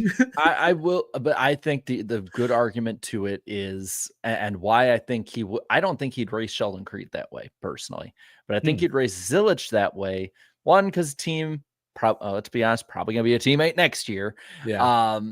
But I think that he raced him more that way because Zilich is primed to be that next big guy to come up, great talent, races up front, can be the only one that stays with Shane Van Gisbergen at road courses. You got to race him like he's going to get raced. You have to give him the toughest possible racing that you can to sharpen, iron sharpens iron kind of deal with it. And I wouldn't be surprised if the same kind of thing happens the same way, or you reverse them this week at Sonoma, just because Shane Van Gisbergen is the best of the best. Connor Zilich is much closer than I think he was probably comfortable with in this race. Yeah. And Zilich had to overcome a lot. And he started at the rear, he didn't really get to the lead until very, very late in this race. No. That's what I say. I will say it was impressive watching him come through the field like that. Cause yes, I get it. Not as strong of a field, but it is still pretty damn tough to pass a street course. It's narrow as hell. You don't have as many passing zones that you might want, and he was making power moves. I thought he was driver of the race personally, even though he got outraced at the end. I still think that he showed out in a really good way in this race. Yeah, the WeatherTech Red Bull rivalry, lived up to the billing, lived up to what was expected. I want to say this too. It doesn't affect the racing at all, but those cars look freaking clean, man. I did like the way they looked. They were kind of inverted versions of each other, co-sponsored Chevys. No, they did look really nice together. I saw a super chat a moment ago. We did gloss over Austin Hill's top 10 in the Cup race. I think he made contact with Christopher Bell towards the end, but okay, there's a lot of wrecks. He was fourth, in the Xfinity Series race. Was really good in this race a year ago as well. So did want to shout out Austin Hill. I saw it in the chat. 2 top 10s this weekend. Really good double duty for him. I also want to shout out my boy Brennan Poole, another top 10 finish in a year that has been surprisingly full of them. I read an article. It was Dustin Albino did a great article spotlighting Poole and Alpha Prime Racing on NASCAR.com. Tommy Joe Martins, this wasn't Brennan, this wasn't somebody else. This was the owner of Alpha Prime Racing saying straight up, that is a 33rd place budget. Like he said, that car probably has the 33rd highest budget in Xfinity and has been top 20 in points the last 2 years and is now rattling off top 10 somewhat regularly. Shout out to my guy, Brennan Poole, getting it done. Jarrett, do you want to throw up the Xfinity Series playoff bubble real quick for our YouTube viewing audience? Yeah, I got you. For our listening audience, Sheldon Creed holding on to the 10th spot on the grid, 30 points to the good. Jeb Burton plus 12. Taylor Gray holding on to the final playoff spot, currently plus 8. Harrison Burton is 8 points out. And Ryan Sieg, tough break for Sieg. Remind me, was it a mechanical issue or did he get damaged? What happened to him early at Chicago? Chat, remind me. Yeah, chat's going to have to remind you because I'll be honest, that I was half on baby duty during this race. I was watching it now. I can't remember exactly what happened. But yeah, Ryan Sieg hit the wall, according to the chat. Thank you for jogging our memories. He is now 30 points out. No, someone now said mechanical. I don't even remember. It might have been both. I think no. So I think he hit the wall. It had mechanical issues too. It was both. I remember the car was dragging stuff on the track, but I don't remember if that was, he must have hit the wall to cause it. I can't remember now. It was early. It was very early in the race. He was like on the cut line coming in. Now he is 30 points out. That is tough for that team. They're fast, but it's not quite like they have the resources of a Gibbs or a Junior Motorsports. Like that 30-point deficit could be difficult to overcome this weekend. But yeah, 8 races to go for the Xfinity series. Should be good. Should be a good battle. I know I say it every week, but just Harrison Burton, man, taking AM Racing and making them competitive enough to stick around. I get it's, you got to be kind of like in the teens area, but that team was out to lunch last year, even with great drivers in that car. It wasn't even all that great before. It was probably a little better than it is now, but for Harrison Burton to do this with less, I think it says so much more for him and his prospects moving forward. Yeah, because he's still young. Like he's 24, 25 years old. He has a future in this sport. He could get back to Cup one day. So he's doing a great job. Noah Coleman in the chat. Jeff, your little boy makes AM Racing look competent. Yeah, I hope never dies. Malik says, sad Haley Deegan noises. I've not heard much. What has she done in Indy next this year? Have they run much? Have they run a few races at this point? Like I haven't kept up. I will admit I have not kept up in recent. Chat, how's she doing? Let me pull them up. I know at one point she was like 3 seconds off the pace of like the 3rd place car in one of the races I saw, and it was not very good. Well, yeah, that's not great. Let me look at the points. They've run 8 races. Is that right? They've already run 8 races. Deegan, where's she at? 20th in points. Out of. I hate to say this. I think she's last in points among full-time Indy Next drivers. We've heard that one before. The hype, if the hype train wasn't dead last year, it is now buried and 6 feet under this year. Yeah, I mean, to be fair, I didn't expect her to be good in Indy Next because this is such a different discipline than she's been used to. But man, it's 5 years ago. We all thought Deegan, not necessarily Cup driver, but we all thought, hey, she's going to potentially win a truck race, maybe an Xfinity race one day. I think I don't want to say all. I think a lot of people felt like the opportunity was there for her to reach that level, and it just has not gone her way. Unfortunately, I'm still a little surprised she's like legit out of stock car racing so quickly. It's a harsh business. I mean, I get that she has final say and all, but you got to think the handlers too. Like they botched her career so badly. Like, yeah, I don't know. The forcing it to trucks and then not performing well at all, and then forcing it to Xfinity. It's just, I don't know what they need to do differently. The move to Ford on top of that too. That's what I wonder. Toyota. Leaving Toyota for Ford, and I don't know if maybe there wasn't a clear place for her at Toyota or what, but like that I feel like was, I don't want to say the beginning of the end, but it felt like that was not the leap forward we hoped it would be. Felt like so much stuff in her career was just like they just kept grabbing at the exposure and the money over the actual good opportunities, and now they're just grabbing at anything. It's also interesting. I feel like we always took for granted that she's got unlimited money, huge social media platform, sponsors are going to keep rolling in, and then that just doesn't seem to be true necessarily. Like I compare her to Tony Breidinger, who I know has a larger Instagram following, for example, but similar, I feel like in social reach as a Haley Deegan, and she's pulling in Raising Cane's and Victoria's Secret and Dave & Buster's, and she's just pulling in massive brands on the weekly, it seems, and she's running 25th in trucks, not the most relevant, not the most competitive. I feel like I guess I feel like maybe we overestimated the unlimited pockets that Deegan had. Maybe I think we did. I think in a lot of ways we all just assumed she would always have a ride, like kind of like Danica for 5 years. It was like she's got that ride. I think it was the family ties to Monster too. Yeah, that they're funding everything. Like she has a vlog. Hey, they're funding this like random golf cart I just got. Like, yeah, it's just interesting. Yeah, but like, yeah, you're right. Deegan's career from a media and a driver standpoint, it has not exactly evolve the way I expected it to, the way it seemed like it was a few years ago. I don't know. I guess that's it for the first half of the show. Time for our first super chat stage break. All right. Thank you all.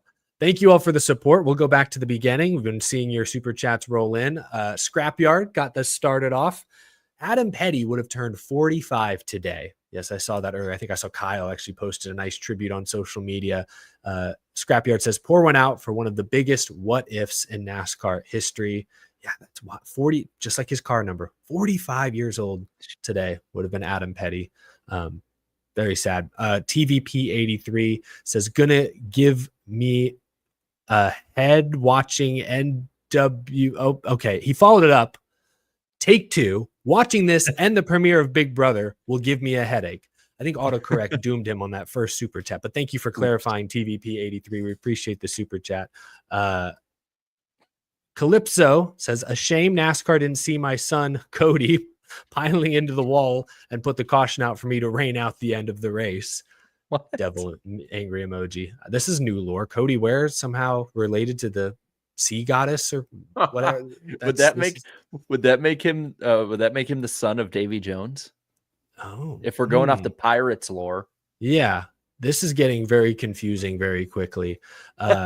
Cursed pirate Cody Ware, apparently. Napa Racing Fan 927 says Ware couldn't finish for that Arby's cheesesteak. Yeah, they had a lot of Arby's advertising all over the track. no, I'm looking at Arby's. We have the cheeks is in the chat. That's crazy. Raise Hell, Praise Dale says it's pretty obvious that Trackhouse intends to put Zilich in Cup next year. Is it worth having two road course aces on the same team for 6 races? It's interesting to think about. Does the math check out? I think so. Yeah. I think in the short term, it's going to make both their jobs a little tougher because they're going to be competing with each other for those wins and for those playoff spots. But I think big picture, they see Zilich as more than just a road course ringer within the next few years. He's already won an Xfinity race at Pocono, top 5s at other ovals this year. Like, I think they see Zilich being young enough, especially to adapt and evolve and become a pretty good road or oval racer before long. SVG could, harder to teach an old dog new tricks, but that's the way I think. I think they just want to get him that experience because they think he could be a great all-around driver sooner rather than later. SR Superman says, I miss when Sonoma was considered the short track of road racing. It always has been kind of a good way to describe it. Very technical, not as high speed as Watkins Glen, for example. Steven Gibson, thank you for the super chat. I said this on Jarrett's post-race stream, but that race showed everyone why NASCAR is a laughing stock to the racing world. I'm glad Cody Ware is okay. I'm very ashamed it took so long to get to him. Yeah, obviously NASCAR's response to that final wreck, not good, not great at all. And also, yeah, NASCAR's road course procedures do feel out of touch compared to other sports with local yellows and stuff. NASCAR loves their double file restarts, their full course yellows. It just doesn't always mesh well. We'll do a couple here from Justin Drake, actually 3 in a row here. Thank you for the very generous super chats, Justin. Tony and Jeff only had 2 races a year their entire careers. Sonoma, Watkins Glen. Road course expansion didn't start till the Roval in 18. So these new road kings like Elliott and SVG had 5 to now 7 chances a year. Yeah, we talked about that earlier. They've certainly had more opportunities. It's going to, amplify their numbers a bit more. Justin also says, technically, if you really think about it, Ty Dillon was the first 2311 driver, 2021 Clash on the Daytona road course. So what has Bubba really accomplished other than 2 non-playoff eligible wins well after not making the chase? Damn. Now Justin's trying to take building block Bubba Wallace away from him. I was at that historic moment too of 2311 history. I got to see Ty Dillon in the 23, baby. I'm just realizing. I remember people saying at the time, like it wasn't that long ago. I remember people saying at the time, one day this is going to be a phenomenal trivia question. Who was the first 2311 driver on track? And it's going to be Ty Dillon. No one's going to remember. And damn it, they were right. 4 years later, and I'd already forgot. And apparently so did a lot of other folks. We'll wrap up, I think. Actually, we'll do 2 more super chats. We'll wrap this up because there's one in here that you might find interesting, Jarrett. Justin Drake says, legend has it, Josh Berry is still parked broken right at a blind turn on the circuit, and there's still no caution thrown out. Just normal street traffic now trying to get around him. That sounds like Chicago. Yeah. And waiting on a street sweeper or something. Can't get a tow truck to him. Ryan Bocher, this one's interesting. Got a football question for you guys. Given that contract negotiations are still ongoing with TJ Watt and the Steelers, do you think he stays with Pittsburgh or goes elsewhere? Jared, have you kept up with, I guess this isn't NFC North. This is AFC North. Have you kept up with TJ Watt? I'm a big fan of his brother, JJ, I got to say. I'll be honest. I've heard more about the other AFC North team with Trey Hendrickson and the Bungles, as I'm calling them now, because how bad their defense is. I don't know. Yeah, I gotta imagine they'll pay TJ Watt. He's like the face of their franchise. Their coach loves defense. How old is he? Because they're starting up the retirement home there with Aaron Rodgers. Well, he can't be older than like 30. He's 30 years old.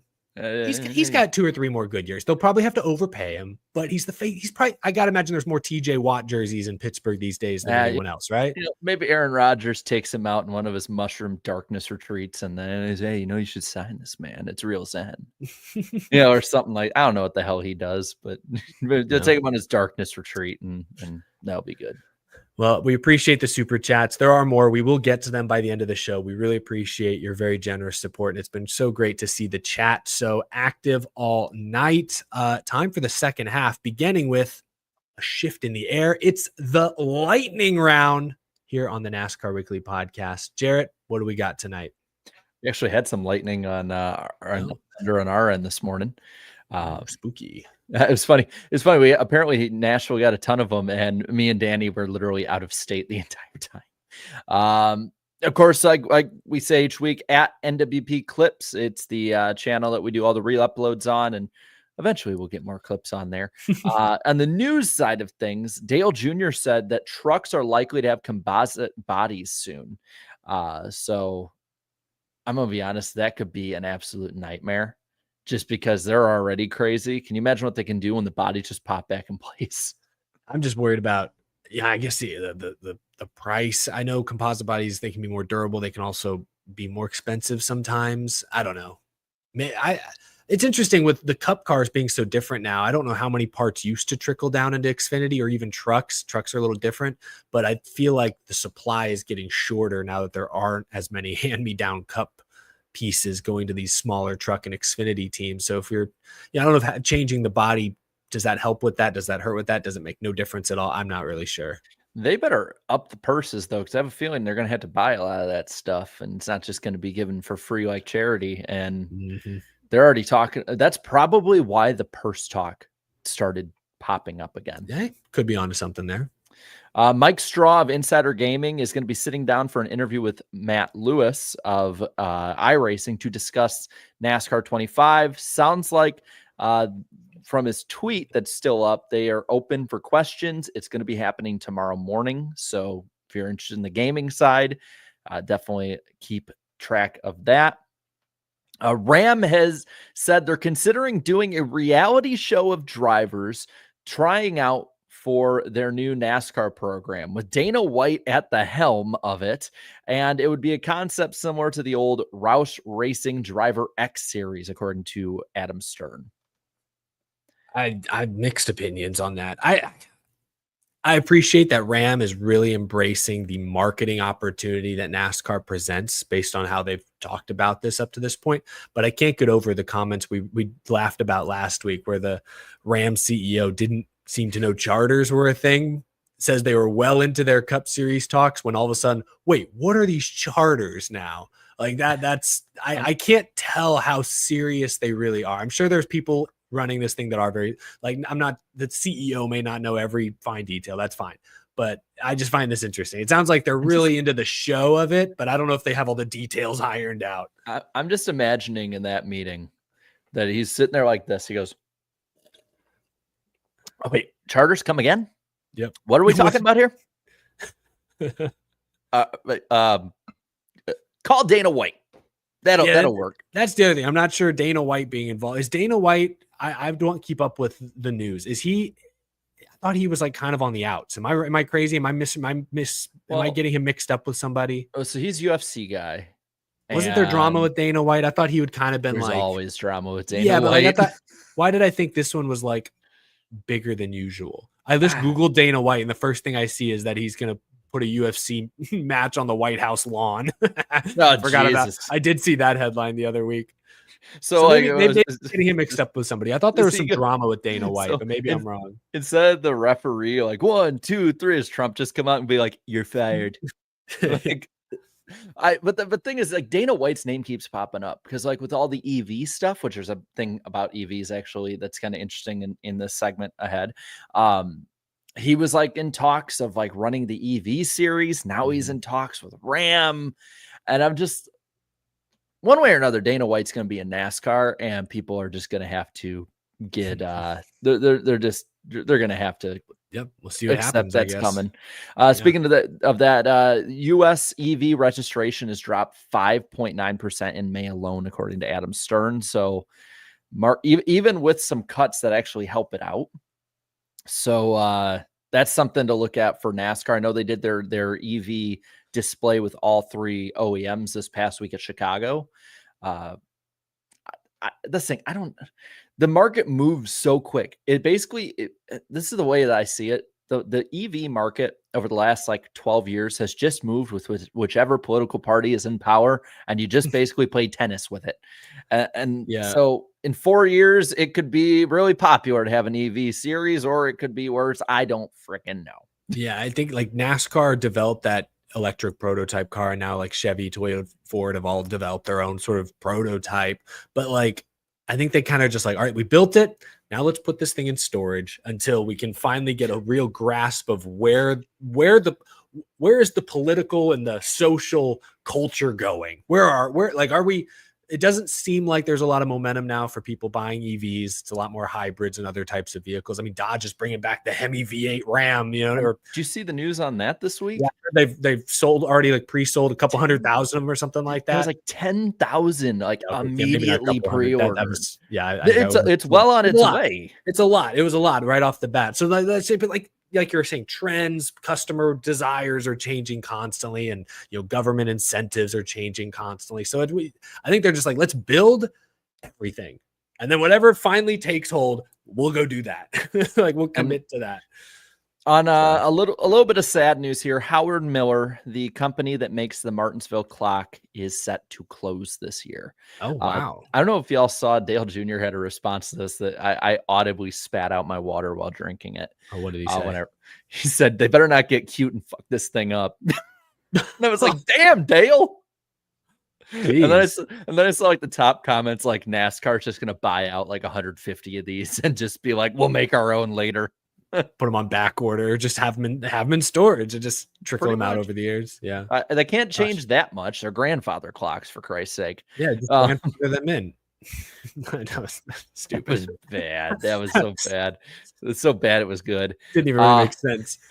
By the way, next week we'll be on my channel on Wednesday. We'll be back to Wednesday next week. Is there a reason you have like a cooling towel on in that shot, Jarrett?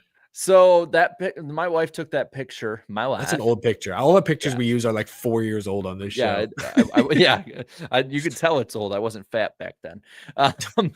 So had a nice beard as well. Opposite of the clean shaven look. Yes. Yeah, I'll get back to it.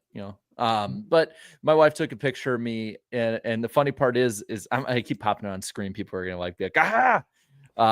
So the funny part is like I cut out each of our pictures here and give the outline. The funny part is in the actual picture that she took of me, it's at a Cracker Barrel and we're waiting outside. It's 2020 before Daytona. Oh, wow. And so she took a picture of me. But the thing is, in the background, if you look through the window, there's this dude with the biggest fucking plumber butt with an Austin Dillon shirt. It's like the one Austin Dillon fan I actually found. And he's like mooning me through God. They didn't even mean to. And I'm just, good thing you crop that out of the final edit. Can you put that graphic back on the screen for a second? Okay. If we silhouetted you out, it would look like the new challenger approaching in Super Smash Bros. You're right. I'm not going to unsee that now. But yeah, we'll be there next week. And that was the lightning round. The lightning round presented by the weather. I don't know. Presented by the latest news in the NASCAR world. Speaking of the latest news in the NASCAR world, it's time for some headlines.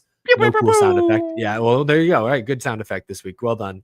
NASCAR back in session. Cue the... Okay. No, I'm kidding. a minor update this week, though it could have some major immediate ramifications. So let me see if I can get the timeline right, get everyone up to speed here. Okay. So remember, months ago, 2311 and Front Row filed for a preliminary injunction saying, hey, we know we're suing NASCAR, but we believe the "you can't sue us" release language in the charter agreement is illegal. We would like this injunction granted so we can continue to race as chartered teams while the lawsuit is ongoing. And a judge said, yep, I agree with you. Here you go. Here's your injunction. So 2311 and Front Row have had charters to start the year, qualified for every race, getting purse money, payouts, all that good stuff. Well, NASCAR appealed the decision, as is their right, and an appeals panel overturned it.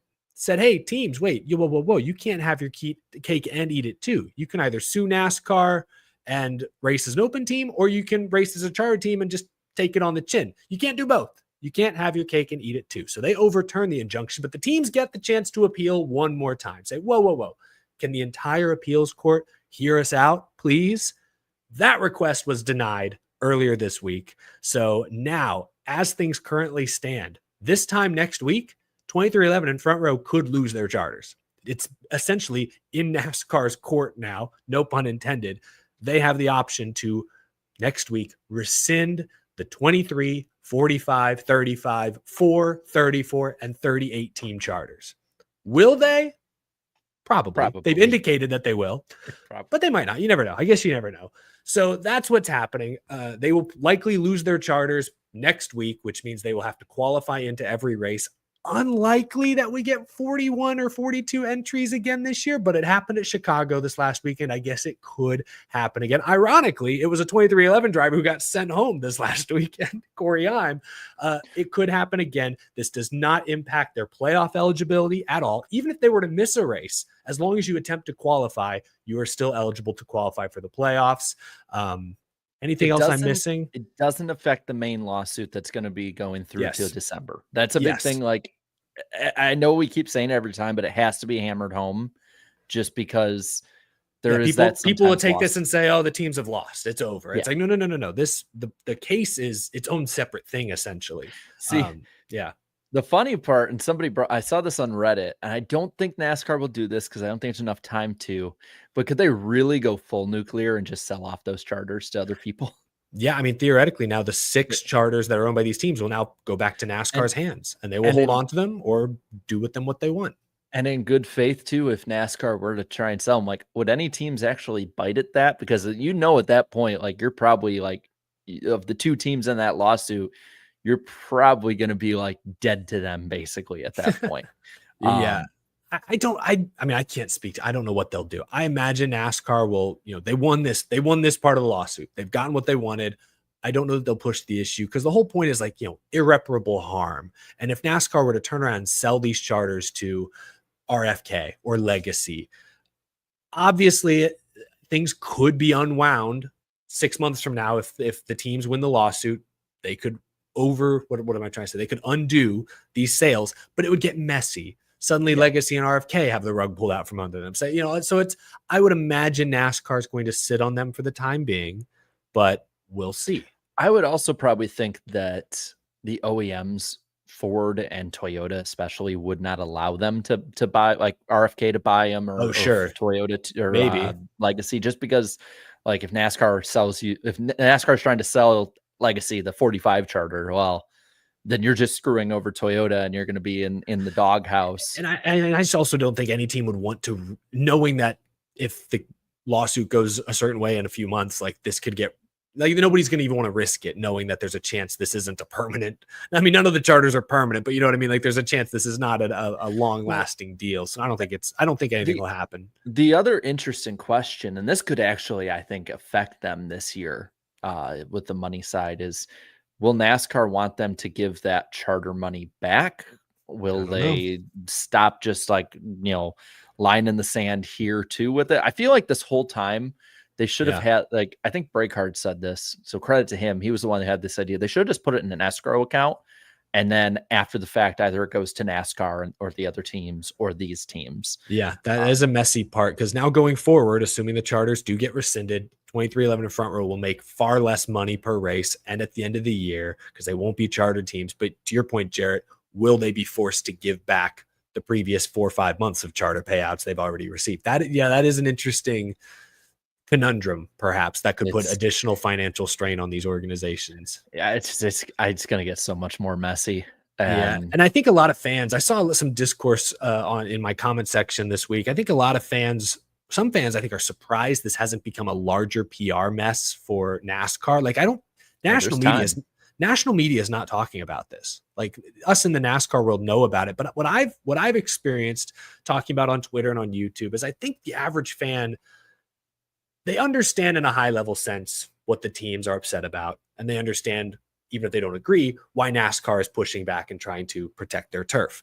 I just think everyone at this point is waiting for a result. Like, all these injunctions and appeals and back and forth. It's hard to, like, I do this for a living, and it's hard to keep up with every detail. For the average fan who has a job, a life, trying to keep up with this lawsuit on top of everything else is not a priority. I think a lot of folks are just waiting for a verdict or a settlement.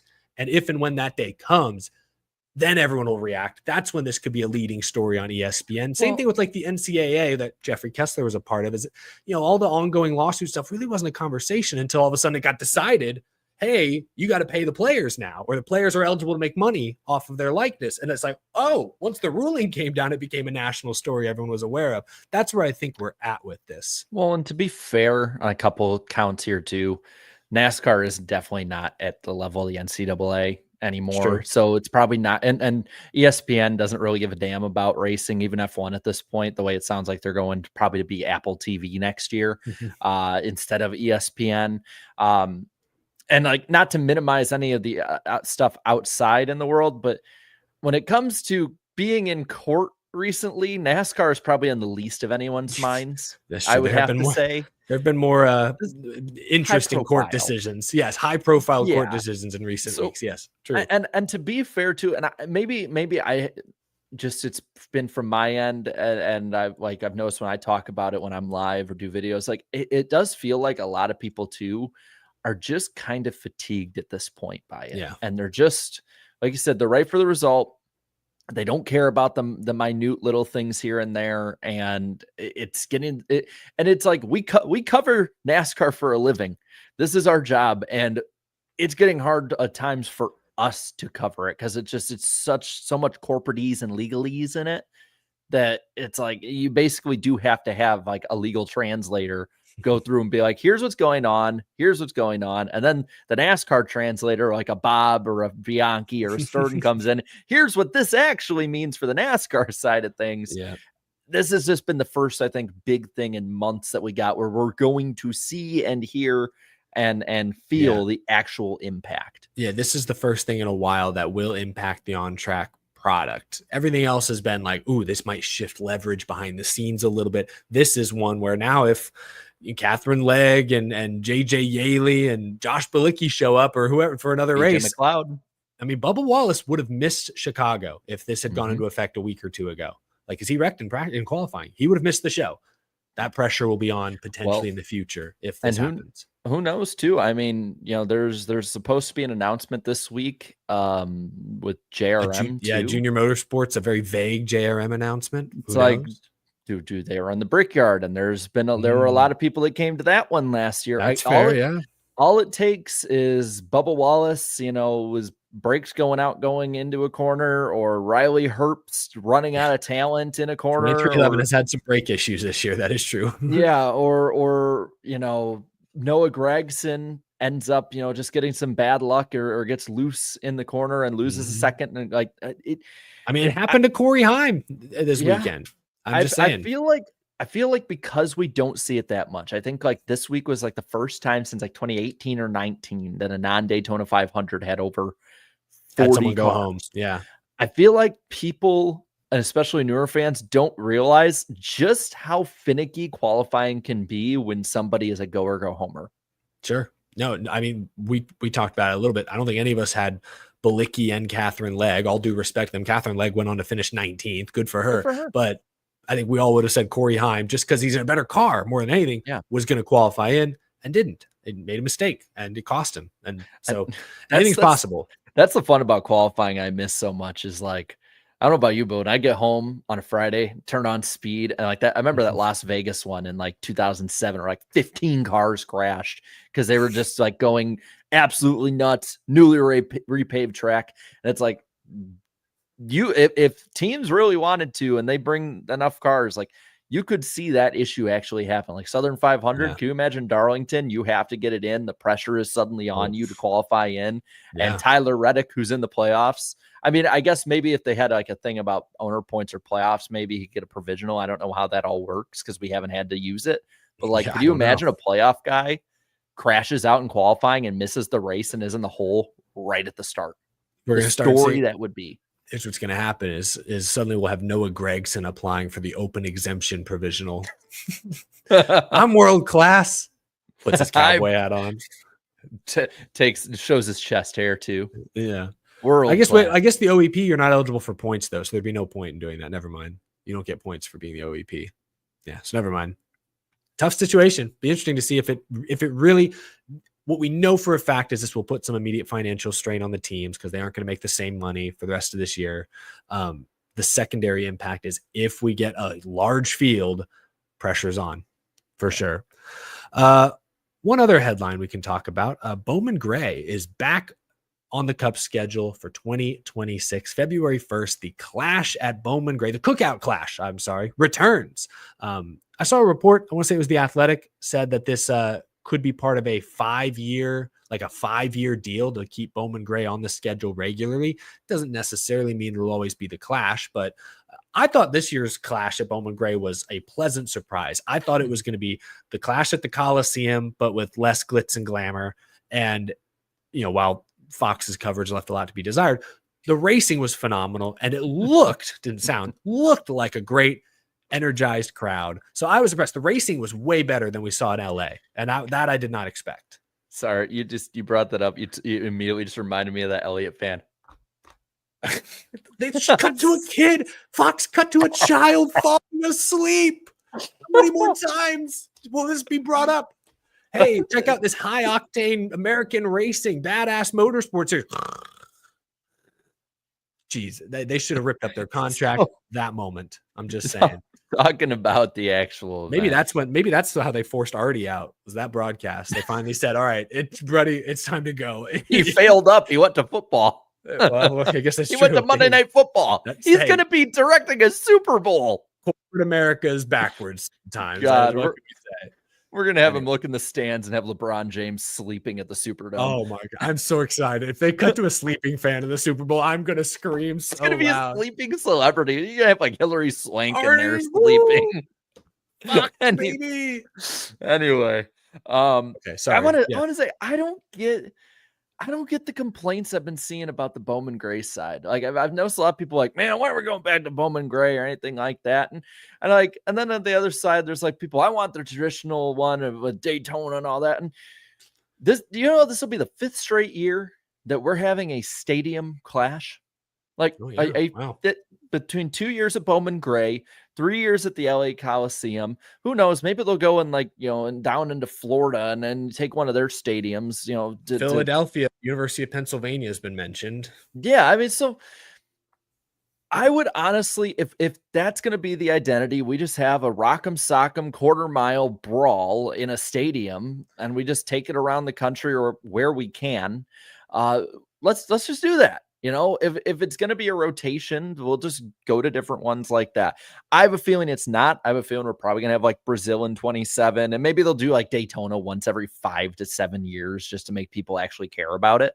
Like, I'm okay with it. I am. I'm absolutely fine with them coming back to Bowman Gray, starting the year off with that, reaching back to the roots, if you will. And it was a fun way to start the year. Yeah, I like I said, I thought it was going to be just the same kind of racing as we saw at LA, but with a little less pomp and circumstance. And I was wrong. Obviously, there was a great energy in the crowd, but the racing was really good at Bowman Gray. Like there was multi-groove. You had Hamlin versus Elliott, two of the best short trackers in the business, going head to head, wheel to wheel, side by side. Like it was better racing than we saw in LA the last 3 years. So that's why I'm happy to see Bowman Gray back for another year. Yeah, long term, I think you need to experiment with this slot on the schedule. Maybe Bowman Gray gets an all-star date one of these years. I don't know, but I'm kind of with you. Whether it's Brazil, although based on how some in the industry handled Mexico City, I'm not sure we're ready to go to Brazil just don't bring yet. the spotters this time. Might make a fool of ourselves in Brazil. I don't know, But I bet if it's other places in the country, the Philadelphia stuff, if it's another football stadium somewhere, like I like the idea because you have the whole offseason build up to it. You can get a little funky with the logistics, especially with when the Super Bowl might get slotted. Like you also have a couple weeks to recover. So like you could really that's why I think they've talked so much about Brazil is because you'll have time to prepare and time to recover from that. So if it's not international, if it's just some other wild event, you got to experiment with this slot. But I am happy that it's Bowman Gray for a second year because the first year went really, really well. It was like just actually a good race, not a gimmick, not just a show. It was a really good race. So I think they earned a second try. Well, and even if you look at just beforehand too, you had Ty Gibbs took flight early on when he basically ran up onto another car.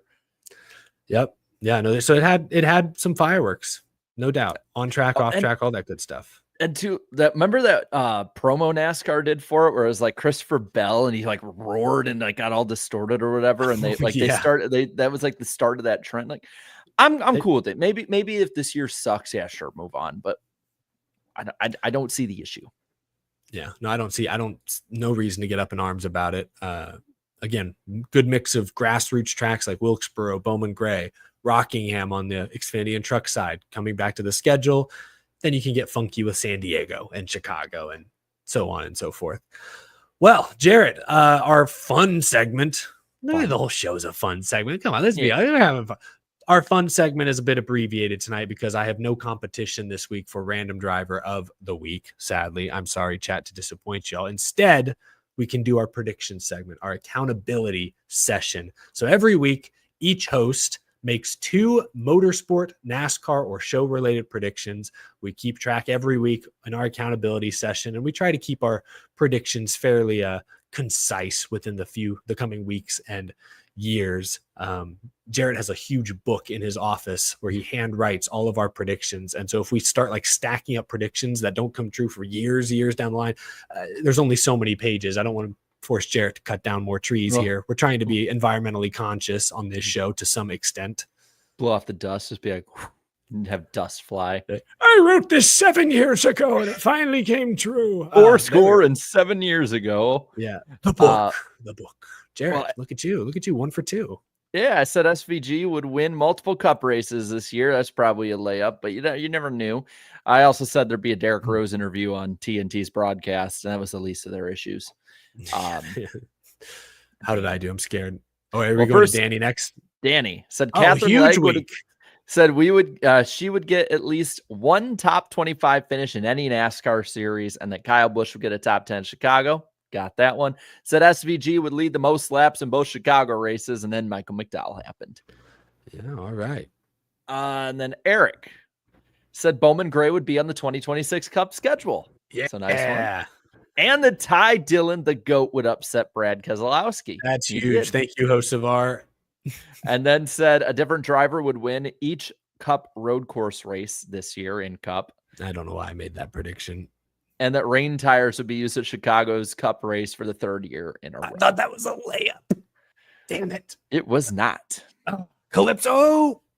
So for the percentage this year, I'm still leading at 34.21, Danny at 32.61, and Eric at 27.78.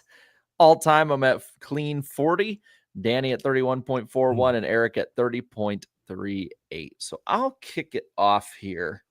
We talked about him earlier. I think whether he's part of a team, an OEM, a series, whatnot, NASCAR will have this happen. Dana White will be monetarily involved in NASCAR by 2027. Okay. I don't think it's going to be next year. I think that's too soon. But I think one way or another, he's going to be a major part of the sport. NASCAR wants the money to come in, and I think that he's the most logical big name to come in next. And then that means I should probably start doing my research. Do we have a Danny prediction that we're going to give first, or do we want to do those last? Yeah, why not? Let me make sure I got it here. I make sure the Wi-Fi is good on the stream, but I turned it off on my end so that it wouldn't interfere. Whoops. So he said Alex Bowman would be in the championship finale of the in-season tournament. He's going up against that bad man Ty Dillon this weekend. Tough matchup. That bad man. Okay, so I'll do my first prediction will be in season challenge related. This week we have the legacy guys going head to head, Eric Jones versus John Hunter Nemechek. My prediction is that Eric Jones will win the battle of legacy this weekend. Remember, John Hunter was 6th at Mexico City, but I like Jones's consistency. I'll say the last 10 laps will have a pass for the win in Cup. There will be a pass for the win in the last 10 laps. I don't think it's going to be a runaway. I think strategy will probably come in handy, kind of like last year in a lot of ways. So I think there will be a pass for the win in the last 10 laps. Okay. As for Danny's second prediction, he said NASCAR 25 will be advertised on a race car before the game is released this year. Okay. I like it. Custom paint scheme. My final prediction, tell me if you think this is a layup. I don't think it is. And if it is, it's my makeup for the rain one not going my way last week. I say that Shane Van Gisbergen will not lead the most laps in the Cup race on Sunday. I know he didn't. I guess he didn't at Chicago. So maybe it is a layup because I feel like the Cup field will be closer to him this weekend. I still don't think it is because remember how damn good he was in Xfinity last year. Wasn't this the track he burned it down in front of Austin Hill for a whole lap? I think it was hilarious. All right, well, I'm going to take it. Even if it is a layup, I'm in the basement. Give me this one. That's my prediction. That's all good. And we'll do random driver next week. So that means for another week, you guys are tied at 24. That's good. Just building suspense. That's what we're doing here, Jarrett. So sorry, chat. No random driver of the week. I know, very disappointing, but we do get to talk Sonoma Raceway, our Sonoma weekend preview as the Fantasy League standings scroll beneath us here. Catherine Legg is back. She's in the 78 this weekend at Sonoma. Marty Smith, you seen it? This has been named the Grand Marshal for the Xfinity Series race, I believe. I think I saw he was like crowdsourcing on socials, like, hey, what's my strat here? How should I do this? How hyped do you want me to be? Good stuff. I think you'll have some fun with it. It's a doubleheader out in Sonoma. Trucks off for another week. The Xfinity race is the Pit Boss / Food Max 250. They're just making these names worse and worse every week. I'm surprised there's not an available at Walmart mixed in there. It's a 79 lap race. Stage breakdown is 20, 25, 34. Starts at 4:30 p.m. Eastern time Saturday on the CW and PRN. Weather, it's California, baby. 80 degrees, sunny. 5% chance of rain. Might be like one little cloud somewhere in the corner. No big deal. Shane Van Gisbergen is the defending Sonoma Xfinity winner. And then we have the Cup race. This one's also got a slash, I guess, but this one's been like this for a long time, so it's accepted at this point. The Toyota Save Mart 350. Toyota / Save Mart 350. It's 110 laps, 25, 30, 55 laps are the stage breakdown. It is Sunday at 3:30 p.m. Eastern time on TNT, HBO Max, PRN, and once again, it'll be low 80s and sunny. Kyle Larson is the defending Sonoma race winner. I don't know who your picks are going to be, but can you believe I was looking at numbers the other day? Kyle Larson has 5 Sonoma pole awards. 3 of them came at Chip Ganassi. I forget how good he is in his home state of California. Let's take a look at the pick points. Chat has the lead, 313 points. They swept the weekend. You know, I'm just going to say it. Maybe I sound like sour grapes here. Little luck involved that they happened to get the first pick ahead of Chicago with SVG running both races. I'm sorry. A monkey could have made that pick and swept the weekend. I'm just saying, chat, let's be real. Chat has the lead though. Huge points week for chat. Jared is 8 points back in second. I've fallen to third. Damn, 9 points back. Danny, all the way down in Jamaica this week, minus 21 points. He had McDowell in the lead when it happened. Hey, I will shout out the entire NWP, including the chat here. We picked the first, second, and third place finishers, and then Danny picked the guy who led the most laps. So like we kind of nailed it with predictions this last week. Let's see if we can do it for Sonoma. Do you notice every week we post them on Twitter and everyone goes, wow, you guys are so off. Why didn't you pick this person? And then every week we get first, second, and a lot of times third. And then somebody who's like in the top 10 leads a ton of laps.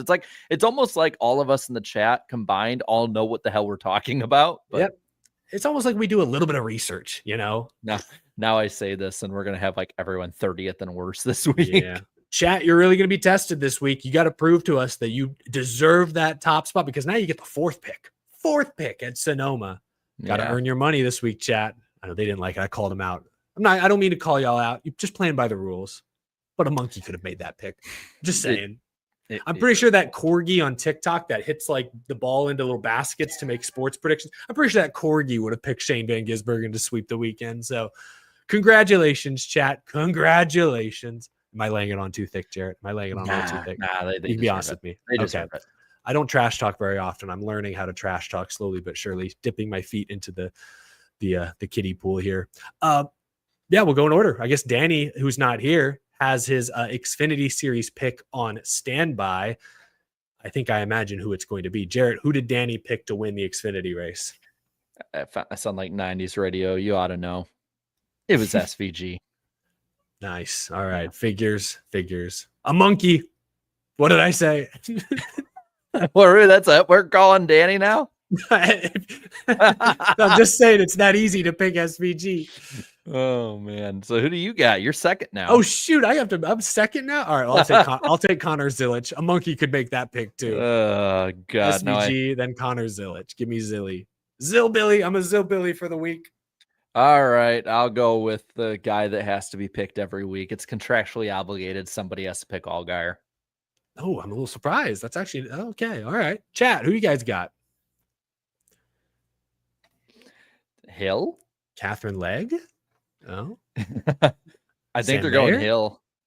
I see like a few 41s and double zeros, but there's that's a lot of 21s. Now there's a lot of 21s. So that's who I had third on my list. I had the big bully in third on my list. Just had a great weekend at Chicago. He's good. I don't know if I'd take him to win. I could see Allgaier like actually pulling through there. Interesting. All right. Well, chat, that's not a bad pick for y'all this week, chat.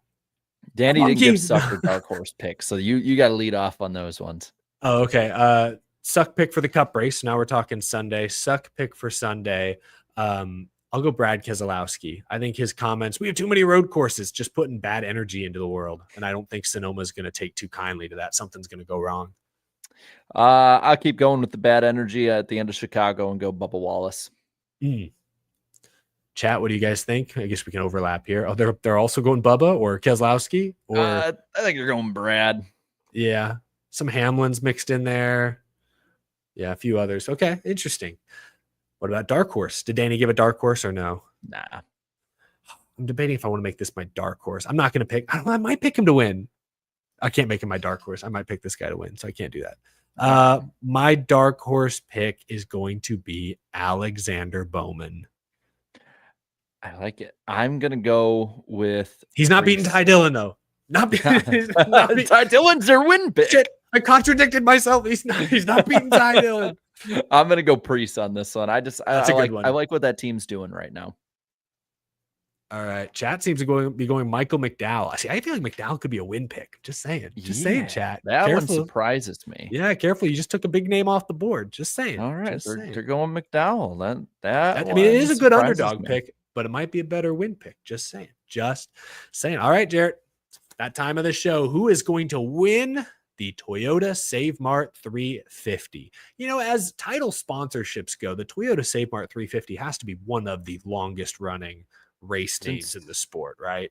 I think, was it 07, 08? Because it was Dodge Save Mart 350 for a while. Oh, yeah. I forgot Save about Mart. that. Save Mart. Save money, save Mart. I don't know what their slogan is. It must be a California thing. I've never heard of it. So, I think so. Anyway, so Danny, who does he got? Who does he have winning? You ought to know it's SVG. A monkey. A monkey. What a brilliant pick by Danny there. God. A no-brainer. That's the definition. Picking SVG at road courses, the definition of a no-brainer. No. I think it's going to be tight this week. I think Chicago SVG was the clear favorite. Here, I think it's a little tougher. So I did have SVG number 1 on my board, but I was torn between 3 guys. So I feel like I got to flip a coin. I just watched the Dark Knight the other night with Amelia, and Harvey Dent's all he's flipping the coins and putting fate in chaos. Yes. Screw it. I'll go Chris Buescher. God damn it! Oh, that was yours. That was gonna be mine. We're all Oh, monkeys. man. We're all part of the same hive mind. Damn. All right. I got Chris Buescher. Dang. Now I'm curious who your pick's gonna be. Oh man. Now I actually have to like think harder on it. Yeah, you didn't expect that. I was like, you're saying 3, and I'm like, I'm gonna flip a coin. I'm like, oh, please flip to somebody that's not on my list. I thought about making Buescher my underdog pick, but that's why I was like, I'm not gonna waste it because I think I'm gonna pick him to win. That's who I thought you were talking about. And I'm like, shit. All right. I'm not big for back-to-backs, but I'll stay in the same team. I'm gonna go Chase Elliott. I'm a believer. Okay. That's not a bad pick. I consider him. Chat, I think they might be going Larson, Reddick. It's all over the place a little bit. Yeah. I don't know. There's some 10s for Ty Dillon. Hey, we're believers on this show. I see a lot of Reddicks coming in, but I feel like I might still have to pull between Reddick and Larson at the very least. Maybe it's my bad vision. Have I seen 8s in there?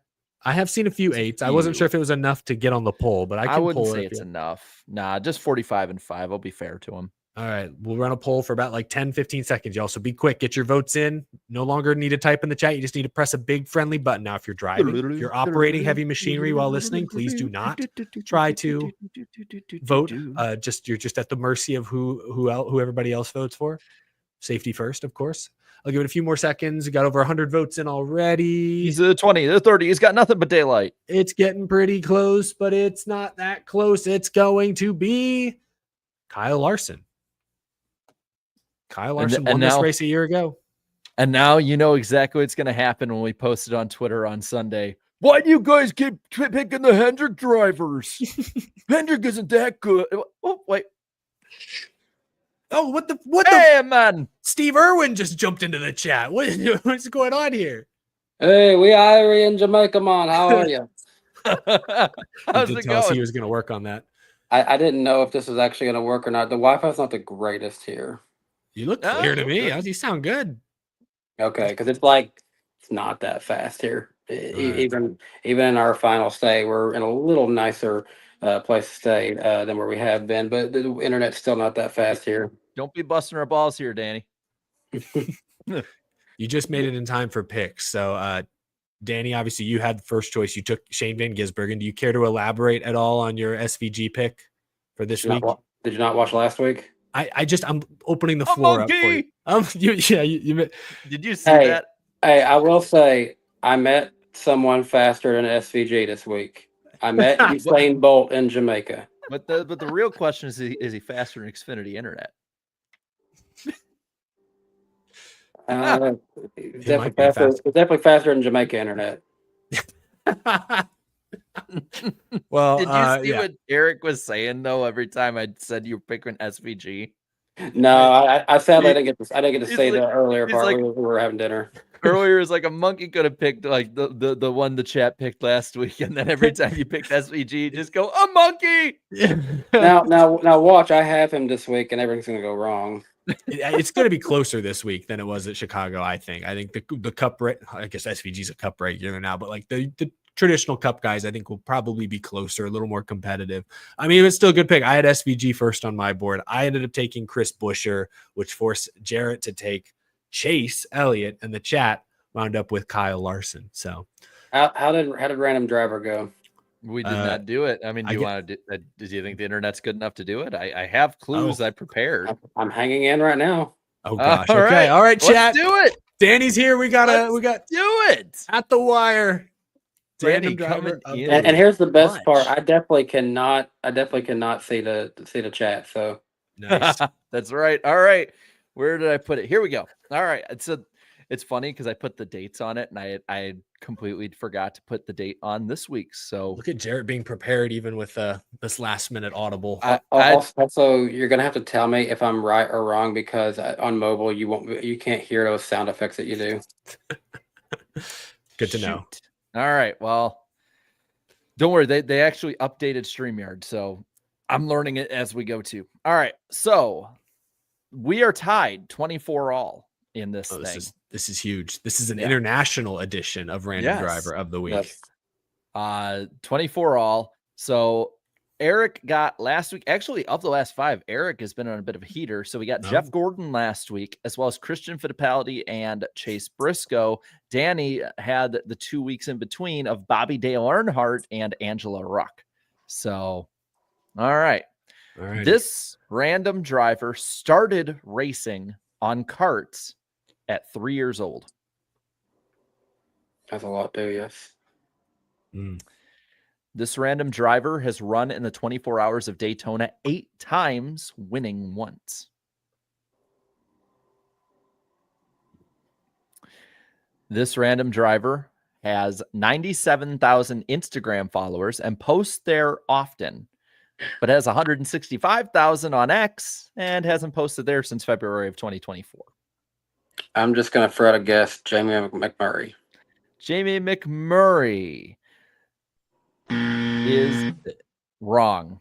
Okay. They could hear it. You could. That's a yes. Can guess. I throw one out? I don't think he has. Actually, I'm not going to throw it out. There's no way he has this many followers. Never mind.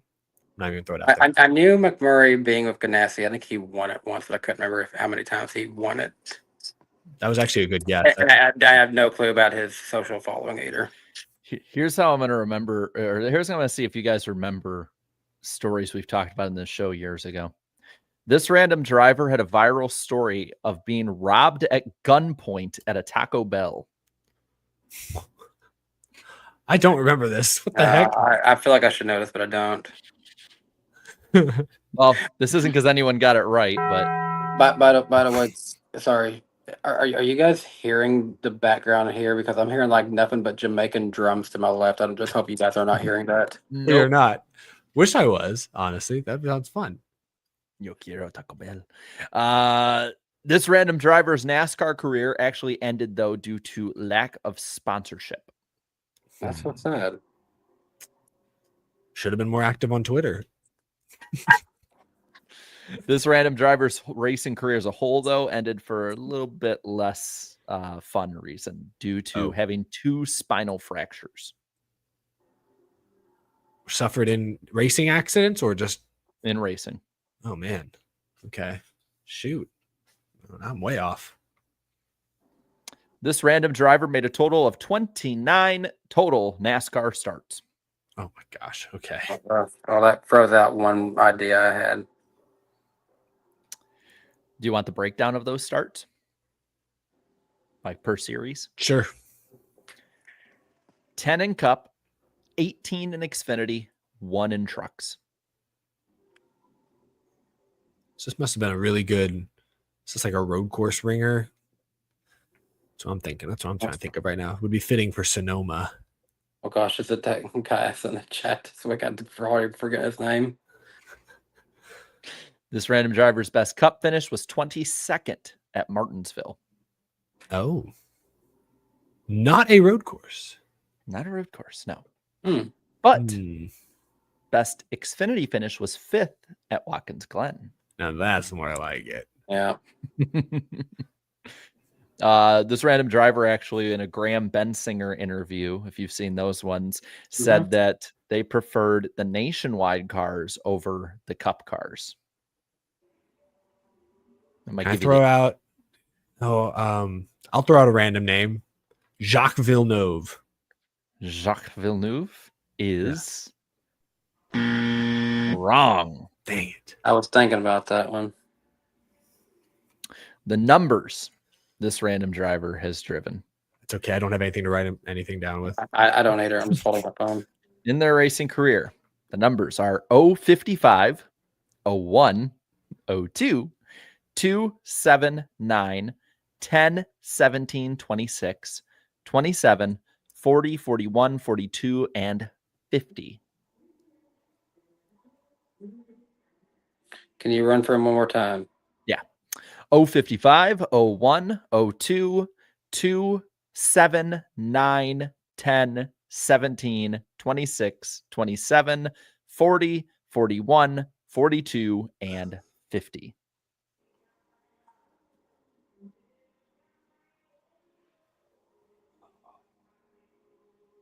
I have no idea. Do you want the OEMs this driver has driven in his career?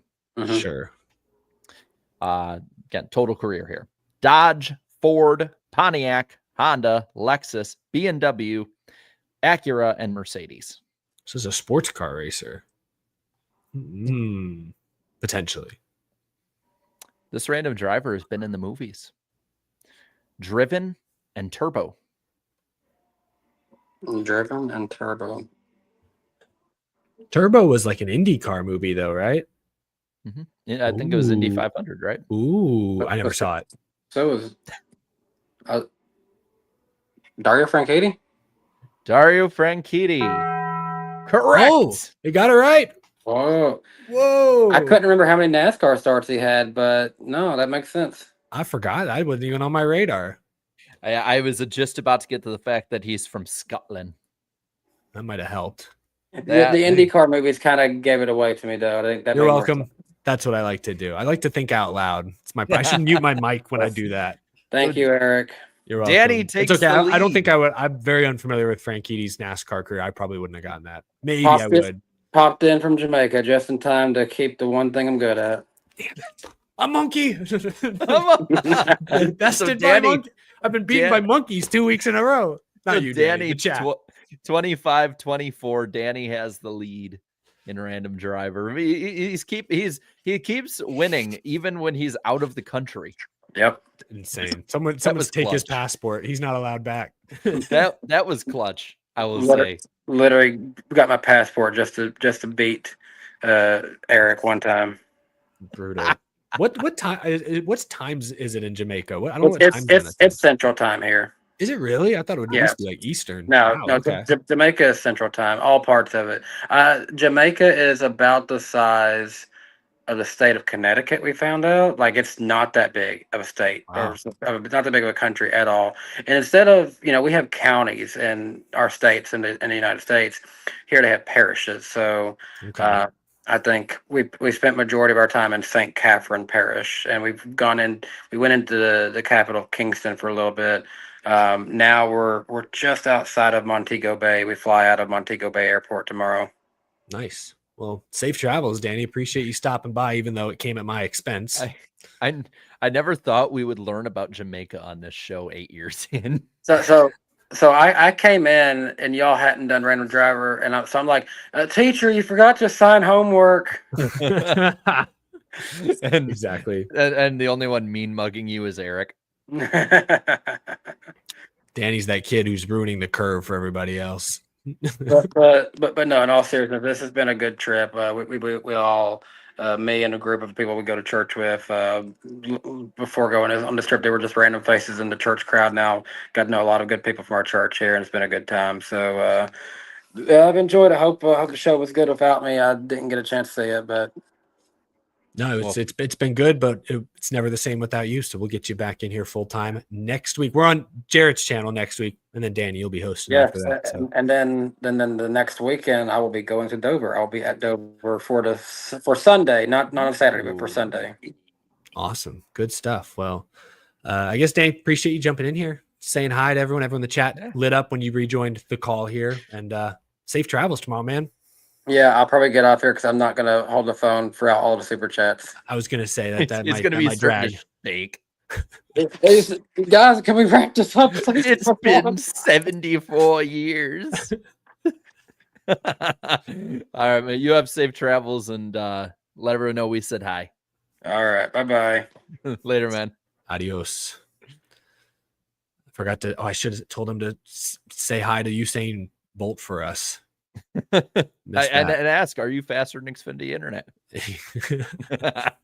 His PR rep would probably appreciate that.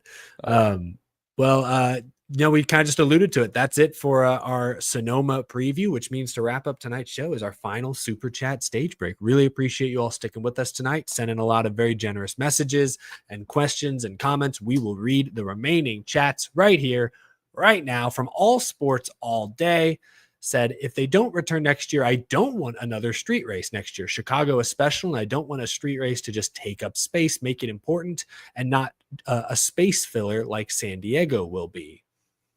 I understand that perspective, but also I think realistically, it's going to be difficult to be in Chicago long term. And I think it showed that, hey, an urban street race in a city center is very possible anywhere. And San Diego, I think there are cities where you could argue that, like doing a street race in Charlotte, for example, might be cool, but like, you don't really need to do that. Placeholder that exactly. San Diego at least fills that Southern California gap that has unfortunately been missing for a couple of years now post Fontana. So that's why I would be okay with San Diego. I'm with you. There are certain cities where it wouldn't really make sense. It would feel like filler. I don't think San Diego is filler. That's my take. No. Some people may disagree. Lego NASCAR, thanks for the 5, says, for Jarrett, do you think that iRacing will lock everything in NASCAR 25 behind a paywall like with their sim service? I'm slightly fearful of that. I don't think so, personally. I can ask about it. I mean, I can ask about like paywalls and DLCs and stuff like that. Yeah, like what's unlockable versus what's an add-on, because I mean I can't imagine like iRacing, literally if you want to drive the Chevy Camaro you have to buy it, Yeah. Whereas in like this game, that's how it'll be. No, I assume in this game all the drivers will be unlockable for free. If certain paint schemes could be bonus. I don't know. Okay, so if it comes to stuff like that, cars won't be, drivers won't be, paint schemes won't be. They've already talked about, I think they have like over 100 drivers or like 120 some. It's like some big number of drivers in it. There maybe it's like 200. It's something crazy. I think it's almost like 200 drivers. They'll have like each of them will have 1 to 2 paint schemes each. I don't think you'll have to buy anything right at the start at launch. It should. Very much from what they've talked about and what I've been told is very much like trying to be a love letter to fans of like, hey, we're going to get this thing back on the right track more than we're going to take all your money like the last company did. Yeah, no, that's a good sign. Let's hope that they follow through on that. Steven Gibson says, I love 5 or 6 road courses, but I hate how they are stacked on top of each other in the middle of the summer. I'd love to see one every 5 or 6 races.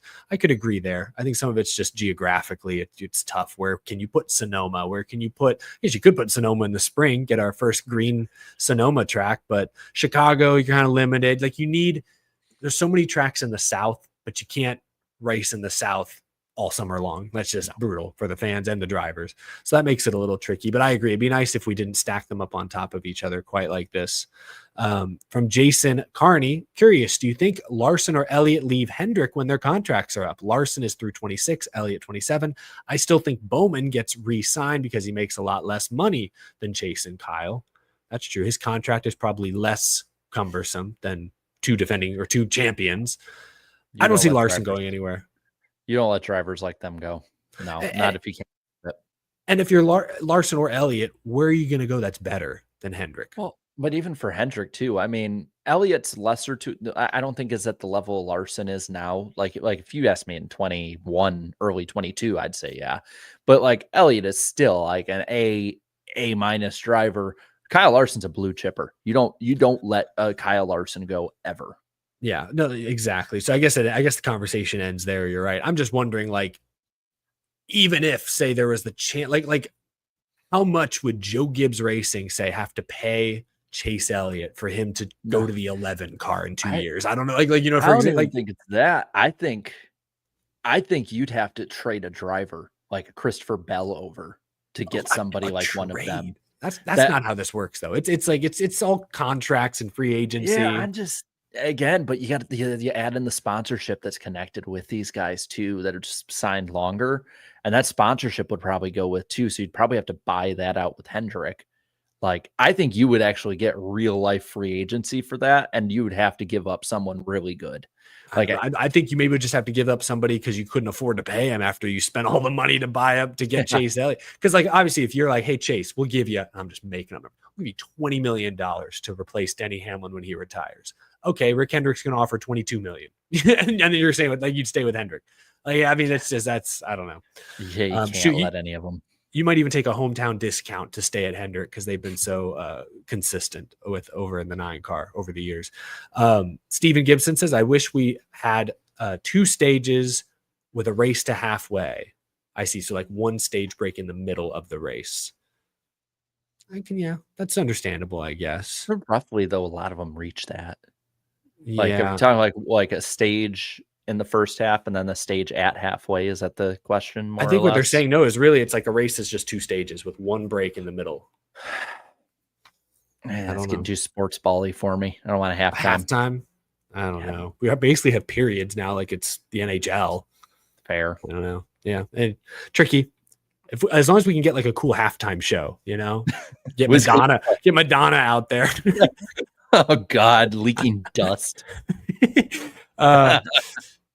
The Roman number 3, always appreciate seeing you. You glossed. Oh yeah, I saw this chat earlier. You glossed over the big bullies dual top 10. Yes, shout out to Austin Hill with That's top right. 10s in the Cup and Xfinity race this past weekend. Did you see? He said he felt like he won a race when he got a top 10 in the Cup race. That's cool. I like to see that. That's like awesome. because he's a kind of a vet at this point. He's close to 30 years old, been around a while. He's won a lot of Xfinity and he's won truck races. So that's pretty cool to see him get that hyped about racing on Sunday. That is actually really cool. Alex Luft shouts out Catherine Legg, got a top 20. I just want to say my leg. Thank you, Alex. Yes, shout out to Catherine Legg. That is impressive. JB asks, are the whispers true? Trackhouse moving to Dodge.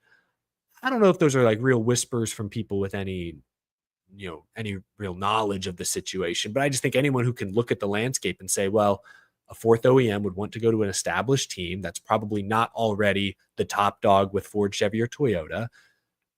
And Trackhouse fits that bill. They are not the top Chevy team, but they're pretty well established and have some high-profile drivers and sponsors. So yeah, I think that's why people mention Trackhouse as one of the teams that could switch. But is there any? Are the wheels in motion officially yet? I don't know. I'm not sure. Again, from the Roman numeral 3, Majeski won Slinger again. Not a surprise. I did see that. Shout out Ty Majeski. I think 2 nights ago won his 4th Slinger Nationals. Would have been 5, but a few years ago, Matt the Brat roughed him up a little bit. William Brandt, thank you for the 5. Are we in an era now where road course ringers like SVG have a viable shot at the championship? He's likely picking up another win at Sonoma. I mean, if it's not Sonoma, it could be Watkins. There's a good chance he wins another race, or at least wins another stage before the playoffs, gets another playoff point or 2 or 5. I mean, he'll get playoff points, and that might be enough to. It might be enough to carry him to the next round, and then you got the Roval. Like he could get to the round of 8. Yeah, but it's like I don't see him being. I don't see that massive of an improvement at the intermediate. I think even if he gets to Phoenix, I think a Meteor would have to take out his 3 contenders for him to win the championship. I mean, let me put it that way. You're gonna almost certainly be going against Christopher Bell, Kyle Larson, William Byron, maybe Chase Elliott, Reddick, Hamlin. Yeah, I didn't even mention Hamlin. You're not. I mean, yeah, maybe Talladega takes a lot of them out, but with how bad SVG would run at the other 2, no, I'm sorry, I don't see that happening. No, it is almost 0% that SVG gets the round of 4, let alone wins the championship, I think. But if the format changes next year, we get a 3-race final round, and say somehow, some way a road course sneaks into that final round, and we have a road, maybe next year the odds would be more in his favor, maybe, but I think he still has a ways to go to develop. And now Trackhouse, frankly, has ways to go to get faster on the intermediates. Austin Blancett, thank you for the back-to-back super chats. What's up, y'all? Eric, on your point today in your video about there being too many road courses, I want to say if your goal is to expand into new markets, these new markets only have road courses. Yeah, I actually brought that point up. Because of NASCAR's push to do more road racing, they've been able to go to Austin, which is a big growing market. They've been able to go to Mexico City, the streets of Chicago. There is no oval in downtown Chicago. You got to go to Joliet. There's no oval in Austin. There's no oval. Maybe there is an oval somewhere near Mexico. I'm sure there are ovals somewhere. Actually, I don't know. I think Daniel Suarez, if I recall, did an interview recently where he said there's only 1 or 2 oval tracks in all of Mexico. So I don't even know. There may not have been an oval to go to in Mexico. So no, I agree with that point. New markets are more accustomed to road racing, gives you more options there. And then Austin says, the following is not a political statement. God forbid you have an opinion about anything political. EVs are worse for the environment than gas cars. I've heard that. I have no idea if it's true. I'm sure it's all a drain on resources. I think a lot of it is the oils used in the plastics to make a lot of the different things and stuff like that. I don't know the exact numbers. And if I'm not mistaken, a lot about that. to power to like generate the electricity. It's not all coming from wind turbines and lot of heat. hydroelectric dams. Yeah, there's no silver bullet that is going to turn the world into a beautiful utopia anytime soon. We could have water powered cars, but they'd probably you'd probably choke on your get some breakfast the next day. Flintstone powered cars. I'll call me old school. Yabba dabba doo. Justin Drake, NASCAR buying the courts to screw teams while looking to possibly penalize the driver Bowman for getting his front bumper off. Shocker. Dang. All right, we got some allegedly. This is not me. Justin Drake saying allegedly. I everyone's got a conspiracy theory about something. There we go. From Calypso here. Odds we see a Denny Hamlin 2311 front row alliance at Daytona. Like Hamlin breaks off from Gibbs to help his team cars. I don't think so. He said he would push Bubba. He has said he'd push Bubba to the win past like Ty Gibbs or something. Didn't he say that? Yeah, he did say. But the thing is, he can say that.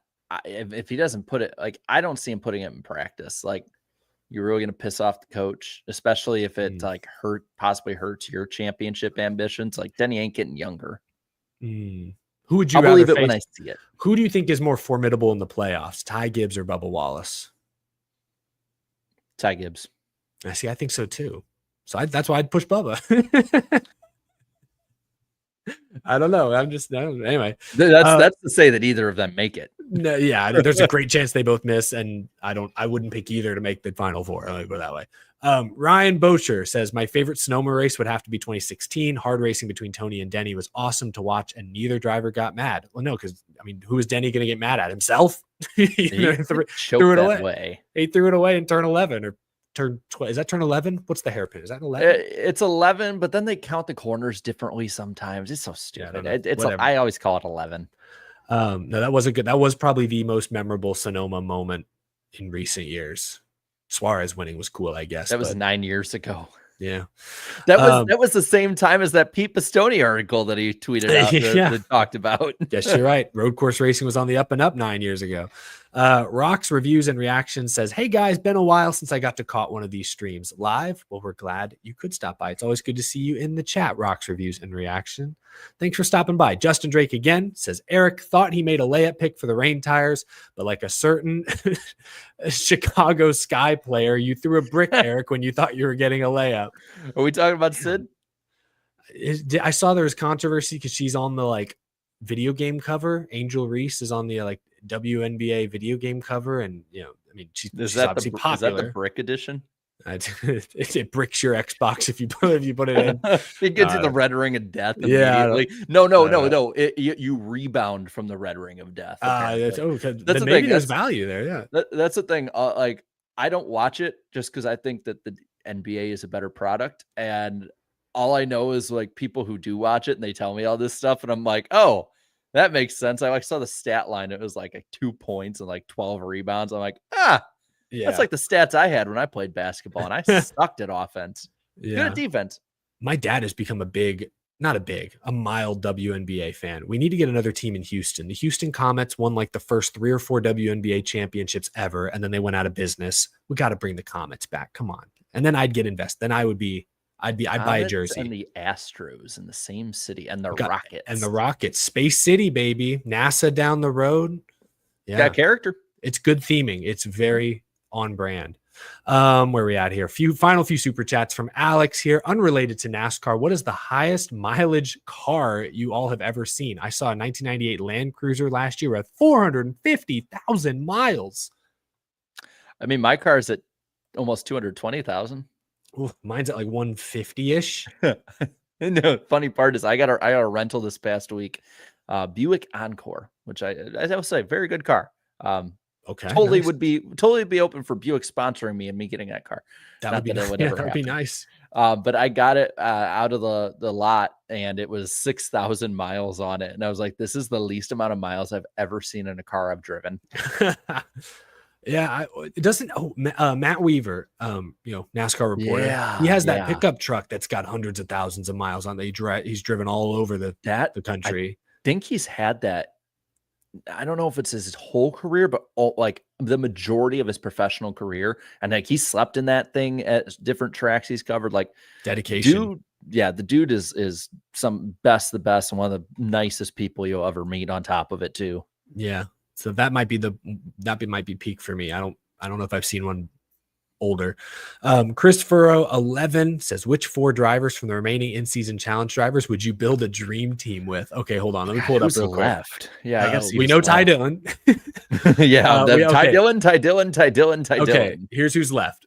Ty Dillon, Alex Bowman, John Hunter Nemechek, Eric Jones, Preece, Reddick, Ty Gibbs, or Zane Smith. Right. I gotta get 4 of these 8, right? Okay. Yeah. I think I think for sure I would take Preece and Reddick for sure. Probably Eric Jones. Oh, really? Man. Okay, I got my 4 if you want. Sure, give me your 4. I'm thinking of my last one. Reddick, Preece, Gibbs, Bowman. Oh, I'm thinking about Bowman. I'm definitely thinking about him. Man. He's solid. He's like you always know he's gonna get like that one, as long as he doesn't hurt himself, he's gonna get one of those weird ass wins, or he's gonna be up there. Reddick isn't given. Gibbs has upside. Preece has shown that you give him equipment, he'll deliver. I think Preece and Reddick are a no-brainer. I think there's no disagreement there. Ty Gibbs is a maybe. I just don't know. I don't know. Ty Gibbs, I have questions about Ty Gibbs. He's been great the last month. He's gonna win eventually, but I still have some questions. He's so young, though. It's just, oh my gosh, it's like drafting a kid out of high school. It's got upside. Eric Jones is solid. Eric Jones has won the Southern 500 not once but twice. I mean, I can't look past that. I mean, Alex Bowman's fine, but he's been in a Hendrick car for years. You got to be better than fine if you're in a Hendrick car, in my eyes. He's got more wins than most in Hendrick have. Like if you look in the past, like he's not a scrub. No, that's true. There've been some worse Hendrick. There've definitely been worse Hendrick drivers. You're making a good argument for me to swap out Preece for Jones. I'll say that. You swap out Preece? Well, the thing is for me, if you're picking your dream team, I want somebody with upside long term. Preece isn't that old? Yeah, but he's not as young as Ty Gibbs. And Eric Jones, like you said, he won the Southern 500. He's been pretty damn good before. But thing is, he's been in good cars too and not delivered. He was young. He's Joey Logano, except Joey Logano went to Penske. Eric Jones went to Legacy Motor. To be fair, the he's young argument I could use for Ty Gibbs. He's young. He's got time. I think I'll take Gibbs. No, I'm saying I think I'll go Preece, Reddick, Jones, Gibbs. I think those would be the 4 I would take. Sorry, Ty Dillon. Preece, Reddick. So you and me are basically like we'd have to argue Bowman v Jones here. I think we would. And Bowman's close. Like I understand picking Bowman, but I don't know. I like Jones. That was a good question. Final 4 here. Actually, final 5. I apologize. West Virginia, CEO of Legacy Sponsorships, working great. Got Family Dollar re-signed, and just got Hertz. Jimmy truly did hire the right people, and we memed him for it. It's funny they have Hertz, a car rental brand, and Jimmy had Carvana for all those years. Yeah, wait, that's a little. Is there a conflict there? I don't know. That's a little weird. I would think maybe. Here's a hot take. Gridflow says, I don't see a problem with NASCAR being a monopoly. I mean, it's worked for 76, 77 years, whatever it's been. Shoot, I don't even know what to say to that. I might not be working as good as it used to, but I mean, we're used to it. I mean, yeah, I guess it's worked. I guess the sport's still here, but gosh, I mean, they're testing it now, owning ARCA, owning all the tracks. I mean, IMSA, oof. All sports all day says Mexico City oval circuit instead of road course. I think you could sort of do like a street oval with that configuration. I think there is a way to do that. Yeah, I think they showed there's a way, but I don't know like seating, all that other stuff. I don't know how that'd work.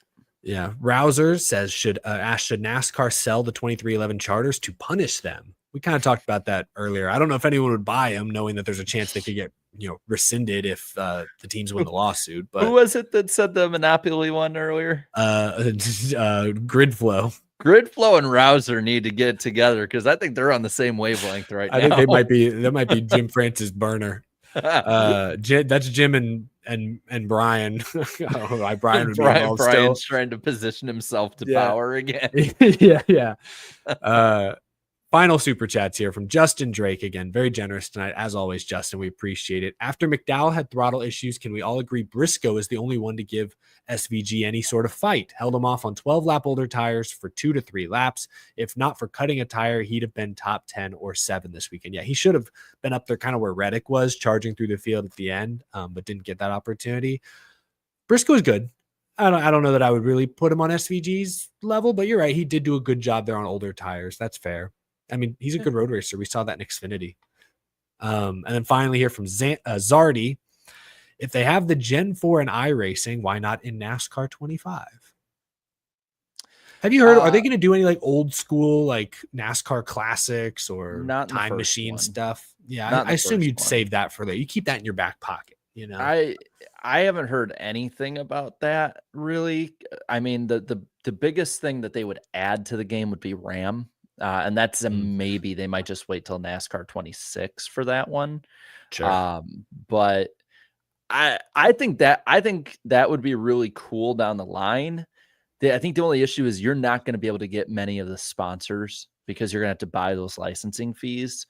So yeah. I think the real question would be, how good's the paint booth?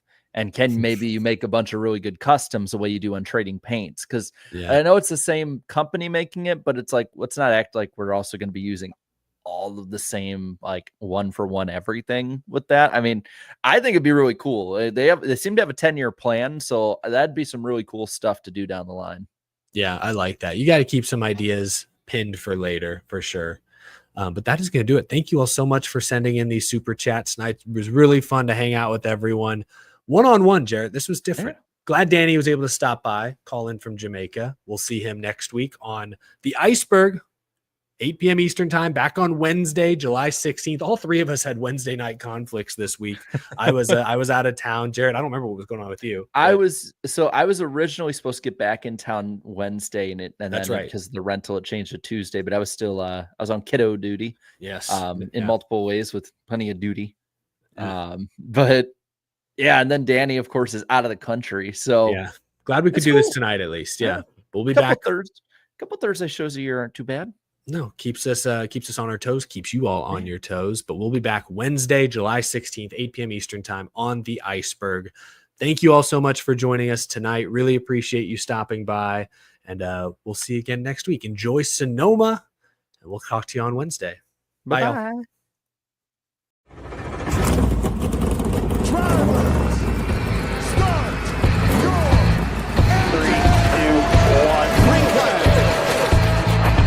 Started off right, pal. Right on, come on. Get outside. 3 wide. Unbelievable. Great playing. We're going. I like the aggressive. We've probably got the great car. You can go to all those guys up there. They can suck it. What we're about to do is not a good idea. All good. What is he doing? You've got to be kidding me. Half the pack is flying apart. It's so nice to See you at the line. Oh, pack of cars come piling in as well. Come in the light. Hello. Come back, caught him. That